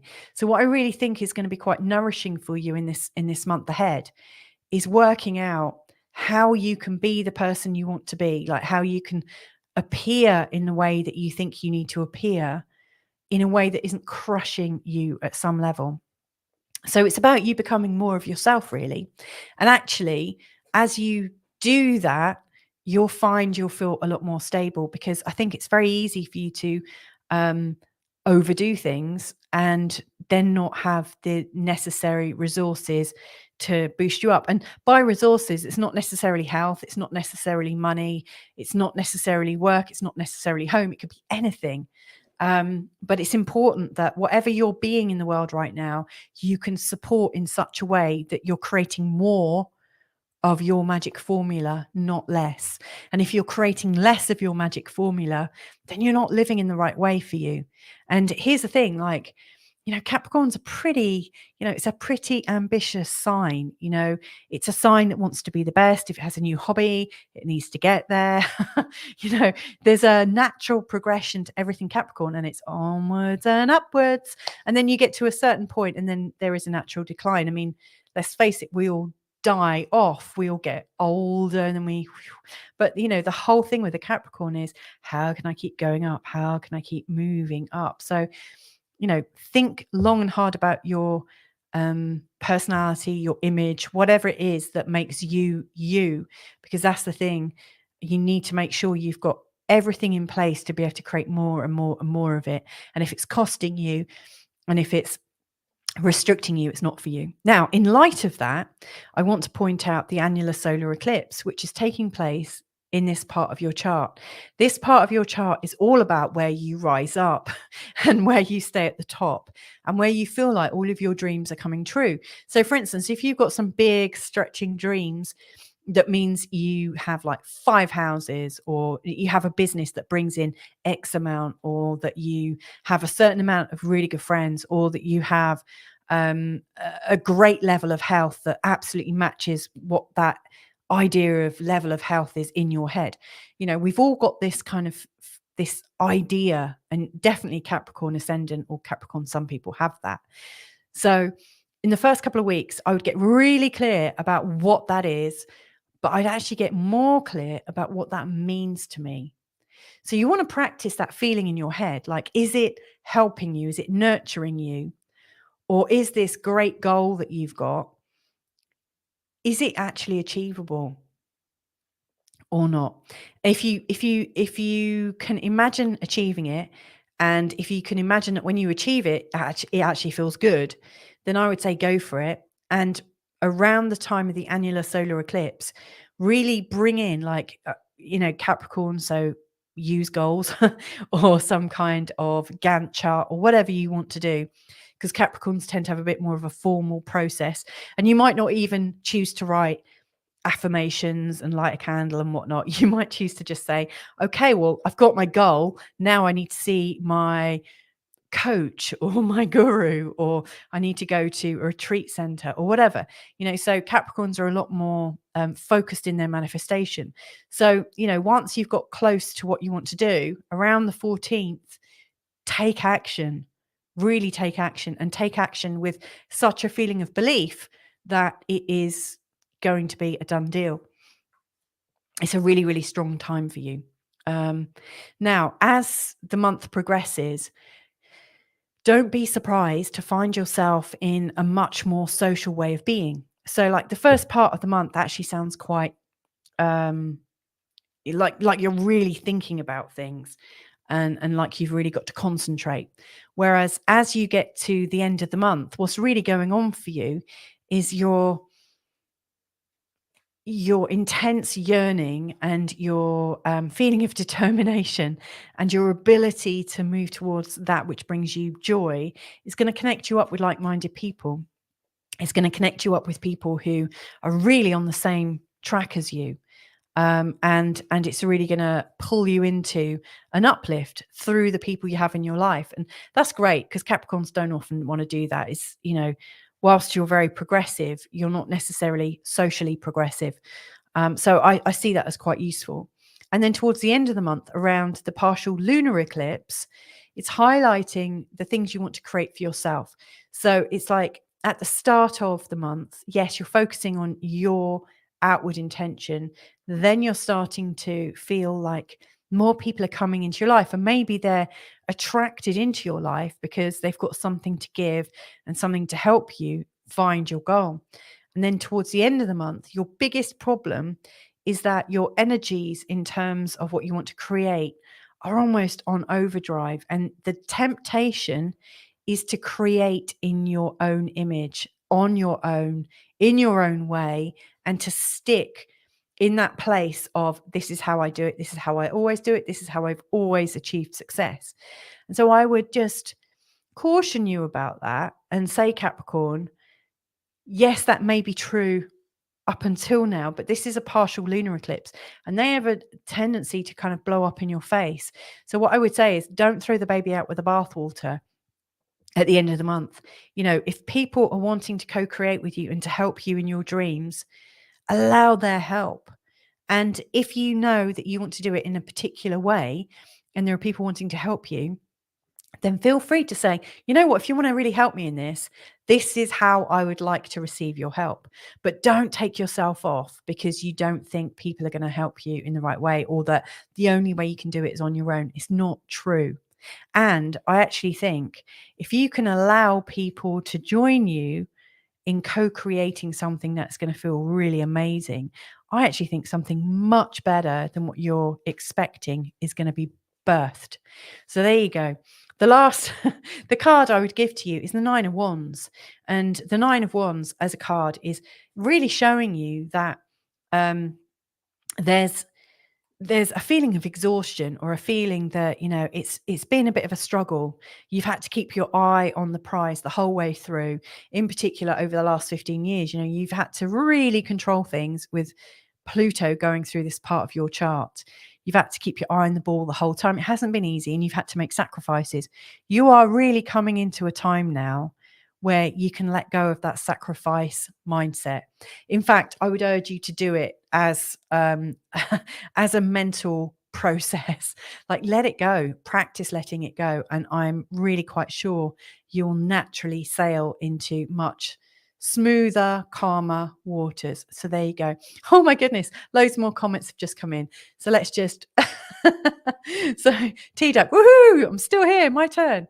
We just made a move and it was definitely the right time. You knew that, didn't you? Cool. We're taking a trip back to the US in early Feb. I'm always nervous about going back.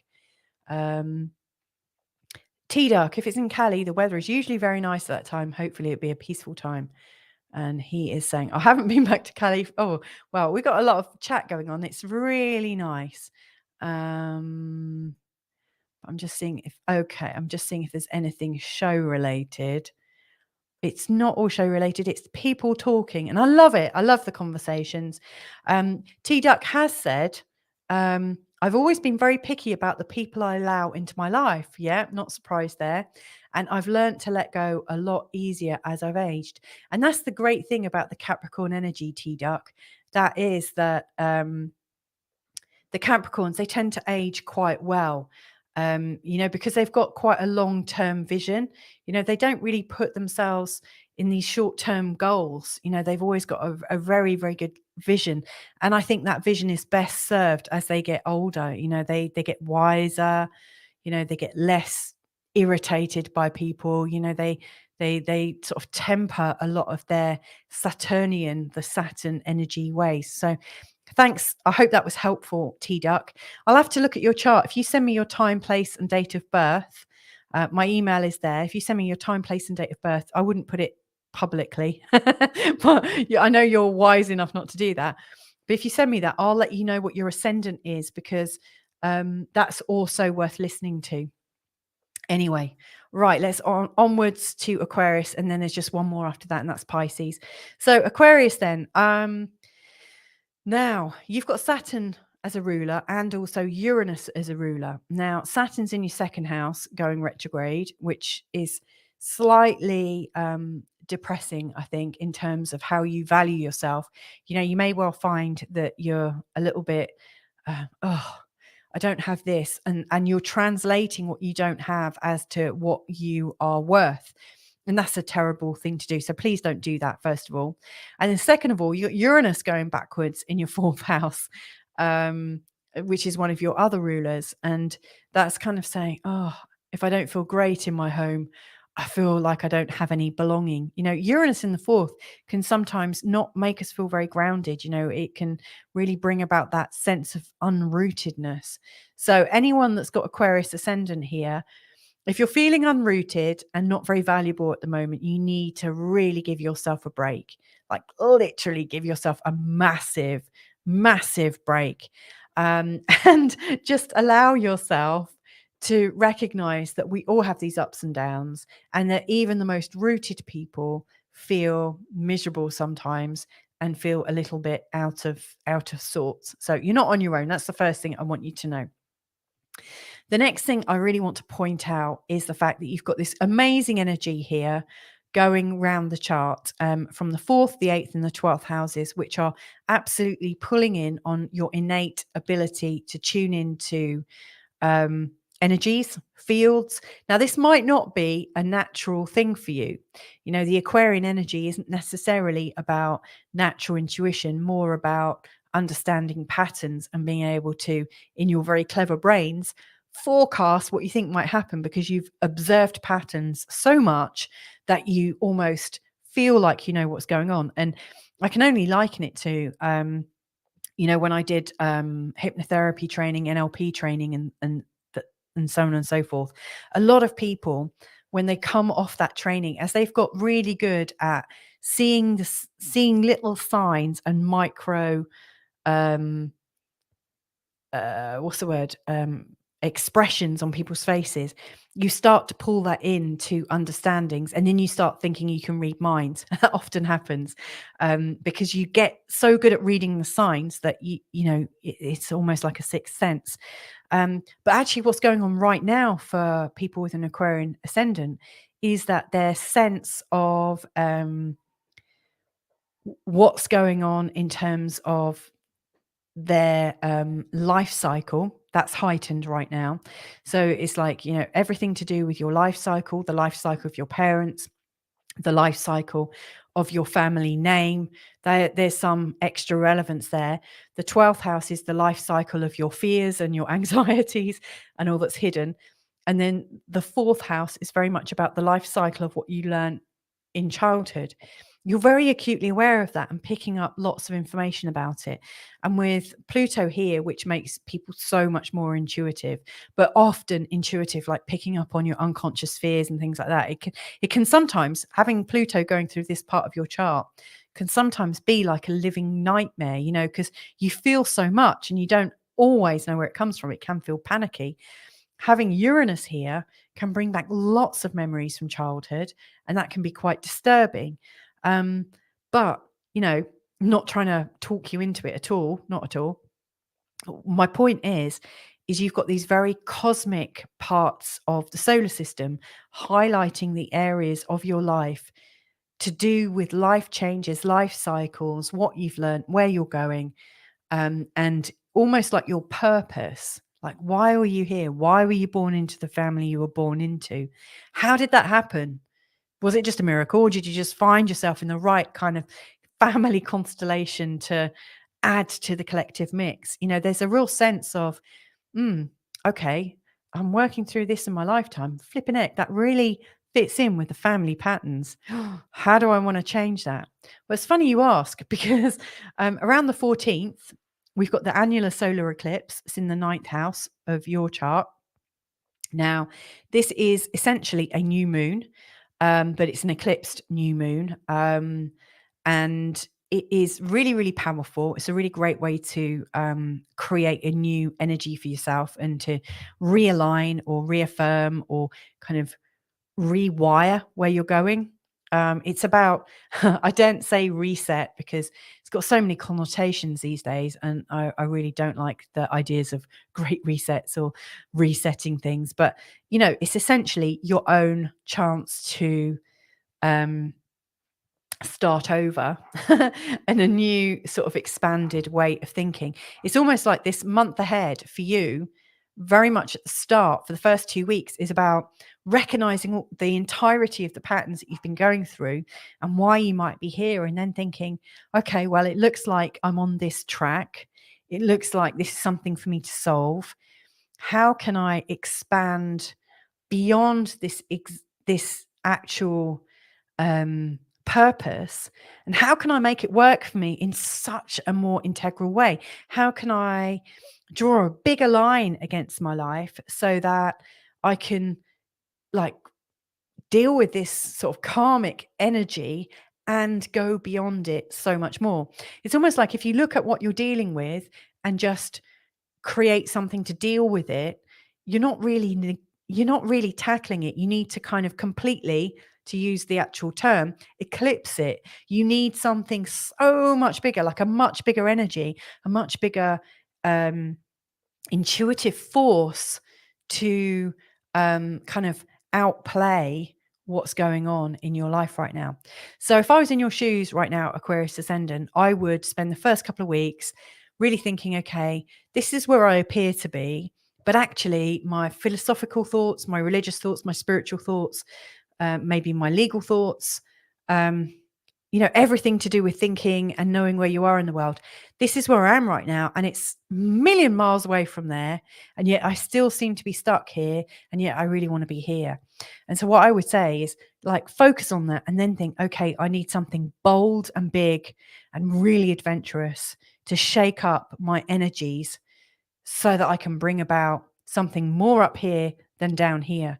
So, you may well choose to, like, write intentions, but like I was talking to the Capricorns before, and I was acknowledging that Capricorns probably don't write down a list of intentions and then smudge their place in sage and meditate and go about their new intentions. They probably just hire a coach and talk to the best person. And I don't know how you would do it, Aquarius. You would probably do it in a slightly different way. You might get you might have a mentor, for instance, which is a very Aquarian thing to do. You may well be part of a forum group that shares in goals and things like that. You might be part of, anything, like you Aquarian energy people have a very good understanding of networks and forums and group think. So what I see you doing in this month ahead is, how do I bring in this massive life-changing goal and eclipse the crappiness of the things I want to let go of.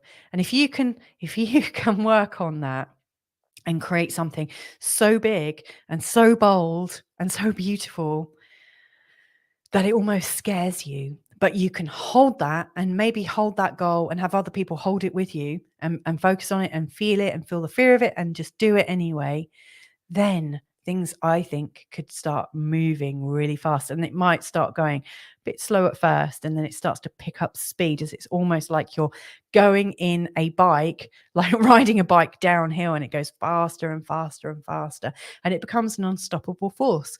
And that's the kind of energy you want to be able to shift those old family patterns. And I think you can do it. And I think this is the time for you to do it. Now, as you hit into the 3rd and 4th week, the Sun and Mercury are heading into your 10th house. Now, this is perfect timing because, your attention is going more like less to the big picture, big adventure, but it's more about how can I apply my big adventure to my real life standing in my work, my day-to-day, my career, and how I'm known. And so I think you do have to think big, like really think it and feel it. And then once you've thought it and felt it, then it's time to think, okay, well, how does that feed into where I am currently in terms of my job, my profession? And you'll probably just start to notice you get little nudges, intuitive nudges, and, somebody contacts you on LinkedIn or whatever, which just helps you to get that sort of affirmation that this is your new journey and this is how you might just tweak it to one side, Ultimately, your biggest stability comes from understanding that you're at the end of one pattern and a complete start of a new one. And if you can get that and feel it at some level, like the change is upon me, I am the change. I am in change. Whatever thought excites you the most, if you can feel that sense of, I've let the past go, I'm now moving forwards, whatever it is that feels right for you, that's what you want to feel and say. And here's a card that hopefully will really link in. So here's the card I'm getting. Oh, Queen of Swords. She's hardcore. She is super duper hard. She thinks things through and she works things out, and she absolutely, she's in her head. Now, I wouldn't thank you so much. I've got a super whatever they're called. Thank you so much, T-Duck. I really, really appreciate that. That's so kind of you. Thank you very much. I really appreciate that. Oh, it's my very first super chat or whatever it's called. Super something. Thank you. Queen of Swords then. She is somebody who absolutely has everything worked out in her head. Brave, bold, beautiful. She knows what to let go of, and she knows that when she's let go of it, she looks into the future.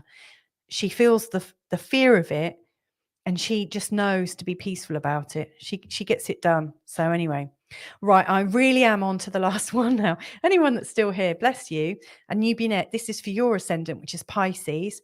And anyone with a strong Pisces theme will, this is for you. So first of all, Jupiter's retrograde. That's your ruler. That's one of your rulers. And Neptune's the other one. That's also retrograde.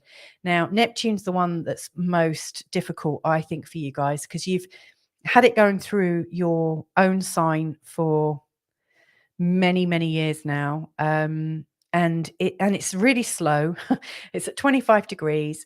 Anyone with Pisces ascendant who's had Neptune going over their ascendant for quite some time, I've got quite a few clients with Pisces ascendant, because most people who come for an astrological reading, they come because they're going through a time of change, and so they usually have Neptune or Pluto or Uranus going in this really sensitive area. So anyway, Neptune is retrograde going through here.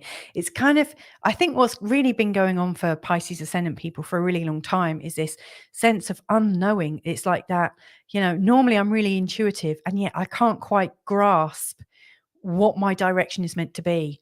Every time I get closer to where my direction is, that sort of Neptune feeling comes over me, and all of a sudden I feel like I'm lost at sea. I feel like I'm floating around and it's nebulous, And then Jupiter, your other ruler, is going through your third.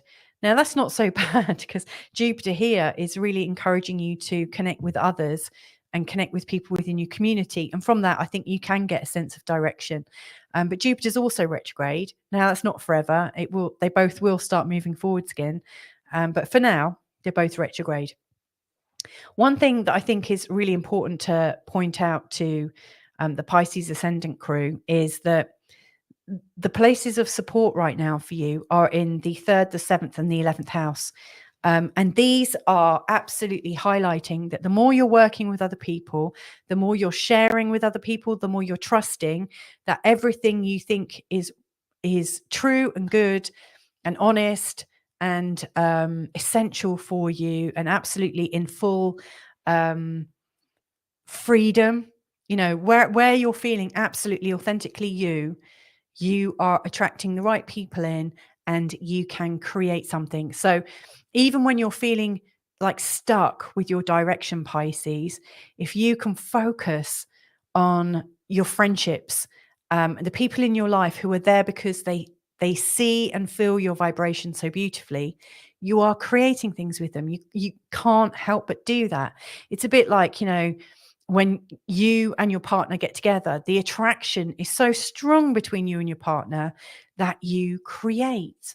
Like you love make, some people make babies, but the act of one person coming together with another person is a creation point. And this is absolutely the thing that helps a Piscean right now to feel a bit stronger, because in the creation that feels so good because you're with the right people, you know what your next step is. So if you're not in one of those sacred partnerships, and few people are, I do notice that more people are finding these relationships. But, if you don't have that relationship, have you got that friend? Have you got that? And it might not be a friend, it might be someone from work, but there's usually somebody around that you just, when you're with them, it clicks. And you just know, wow, this person I can be really honest with. I can be really, really myself with. I'm so lucky to have that person in my life. So get creating with these people. This is where your core stability is for the whole of the month. Truly, this is a great place.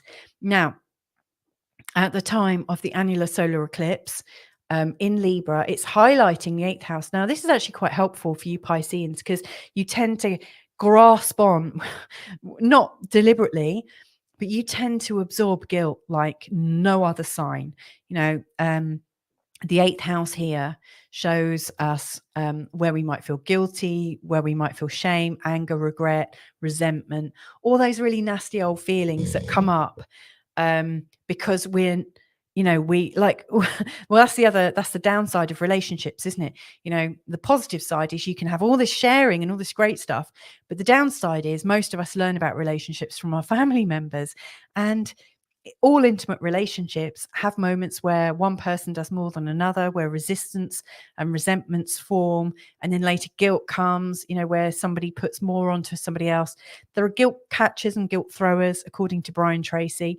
And Pisces are very good at catching guilt. And unfortunately, as they get practiced at catching guilt, they often are very good at throwing guilt as well. So what I would say about this 8th house is a place of transformation, because it shows us what's not working in really clear view. And it shows us what we have carried, what we've carried in ourselves, in our families, in our generation. What is the cost? What is the psychic energy you've been carrying heavy on your shoulders? Because also that, if it hasn't been dealt with, can really put us off from realizing our direction. And Neptune, by the way, one of your ruling planets, is the king of guilt and the king of deception. So it's really helpful that you've got this annular solar eclipse blasting into the stratosphere, any kind of shame, blame, guilt, anger, and resentment. So I would spend the first couple of weeks relaxing and realizing you are completely okay, completely as you are, and you don't need to change. But if you wish to change and if you wish to let go of these things, then around the time of the solar eclipse is the time to do it. It's the time leading up to it where you'll be feeling the impetus of the things that haven't worked, the things you want to work on. It's also the time where you will be actually thinking, oh, wow, I'm really grateful. I've just seen this pattern. Well, I didn't realize that. So you may well find that people come up and you have slightly offness in your conversation and you can't quite put your finger on it. If anything like that comes up to you, make a note of it, sit with it, write it down. When you write it down, sometimes it jumps out at you. You might benefit from having someone to listen to you talking about it, and then you go, you'll hear from, one of your magnificent supporting relationships. That person will say, that person's gaslighting you, whatever. But during this time, it's time to get clear about all that's not working. And then around the time of the annular solar eclipse, it's time to work that bad boy out of your system. Absolutely get clear about what's not working. The solar eclipse this time is a south node one. The south node represents the past. It's past stuff. It's no longer part of your makeup. It's like, let it go. And you might want to do a rain dance. I don't know how you're going to do it, probably in a very different way to everybody else. But whatever your process is, the 14th is the day to do it. Now, as the time progresses, you've got Mercury going into Scorpio and the Sun. From the 22nd, 23rd, it's a time for you to feel a little bit more expanded and also a bit more supported. And it's definitely a time to read up about things you're interested in. So I see you going into a bit of a retreat time, a bit of a special time where you're giving to yourself. You're like enjoying the learning of it, enjoying the adventure of it. You might even choose to go away somewhere, because the ninth house, this area, is all about travel and going to new places in your mind. And then at the end of the month, they've got the lunar eclipse in the third house. Now, here's the interesting part. The third house is our local environment, and it's our local communications.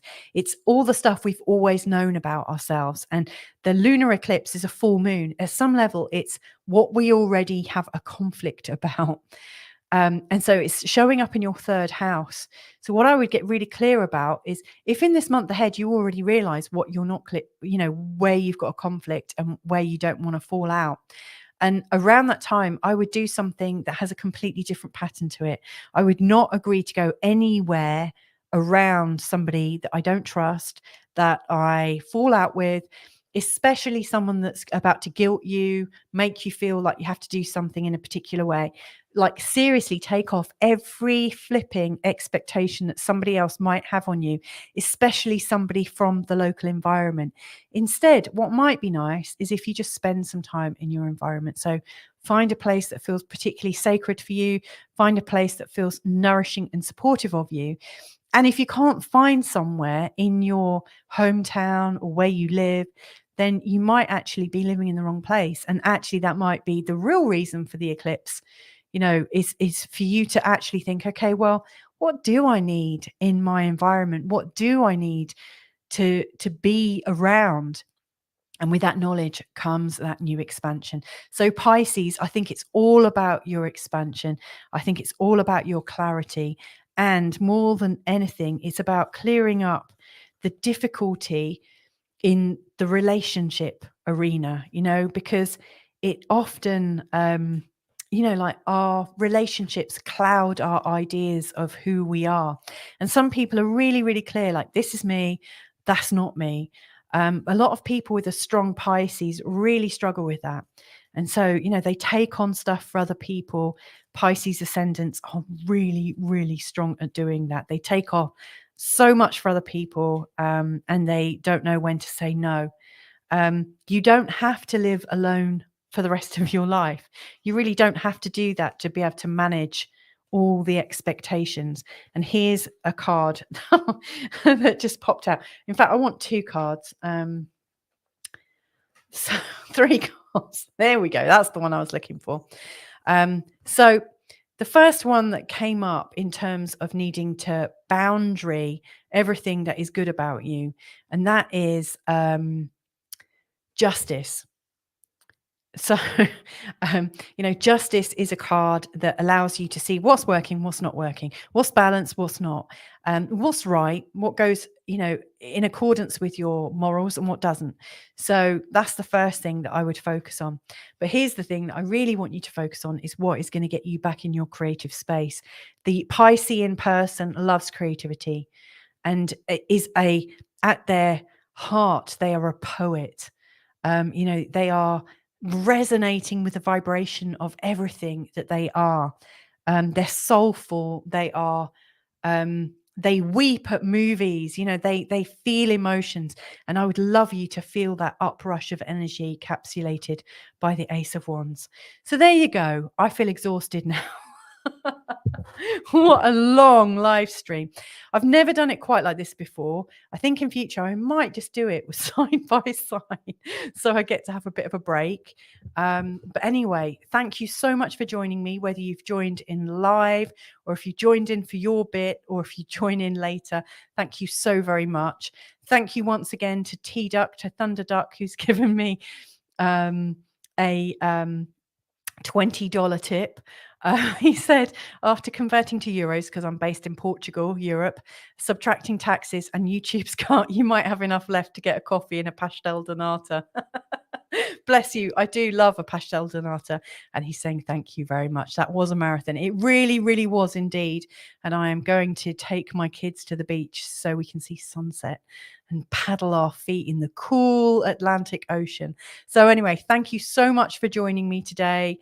I really appreciate it. If you haven't already subscribed to me, but like the cut of my jib, then please do subscribe. And if you think the level of my coaching ability or whatever could be useful for you in your life, then you might want to have a reading or even consider having a membership with me whereby I work with you on a monthly basis. All you have to do is go to www.feelgoodastrology.com or email me, louisatannermunson@gmail.com. But anyway, stay in touch and lots of love to you wherever you are in the world. Have a fantastic October. Mwah.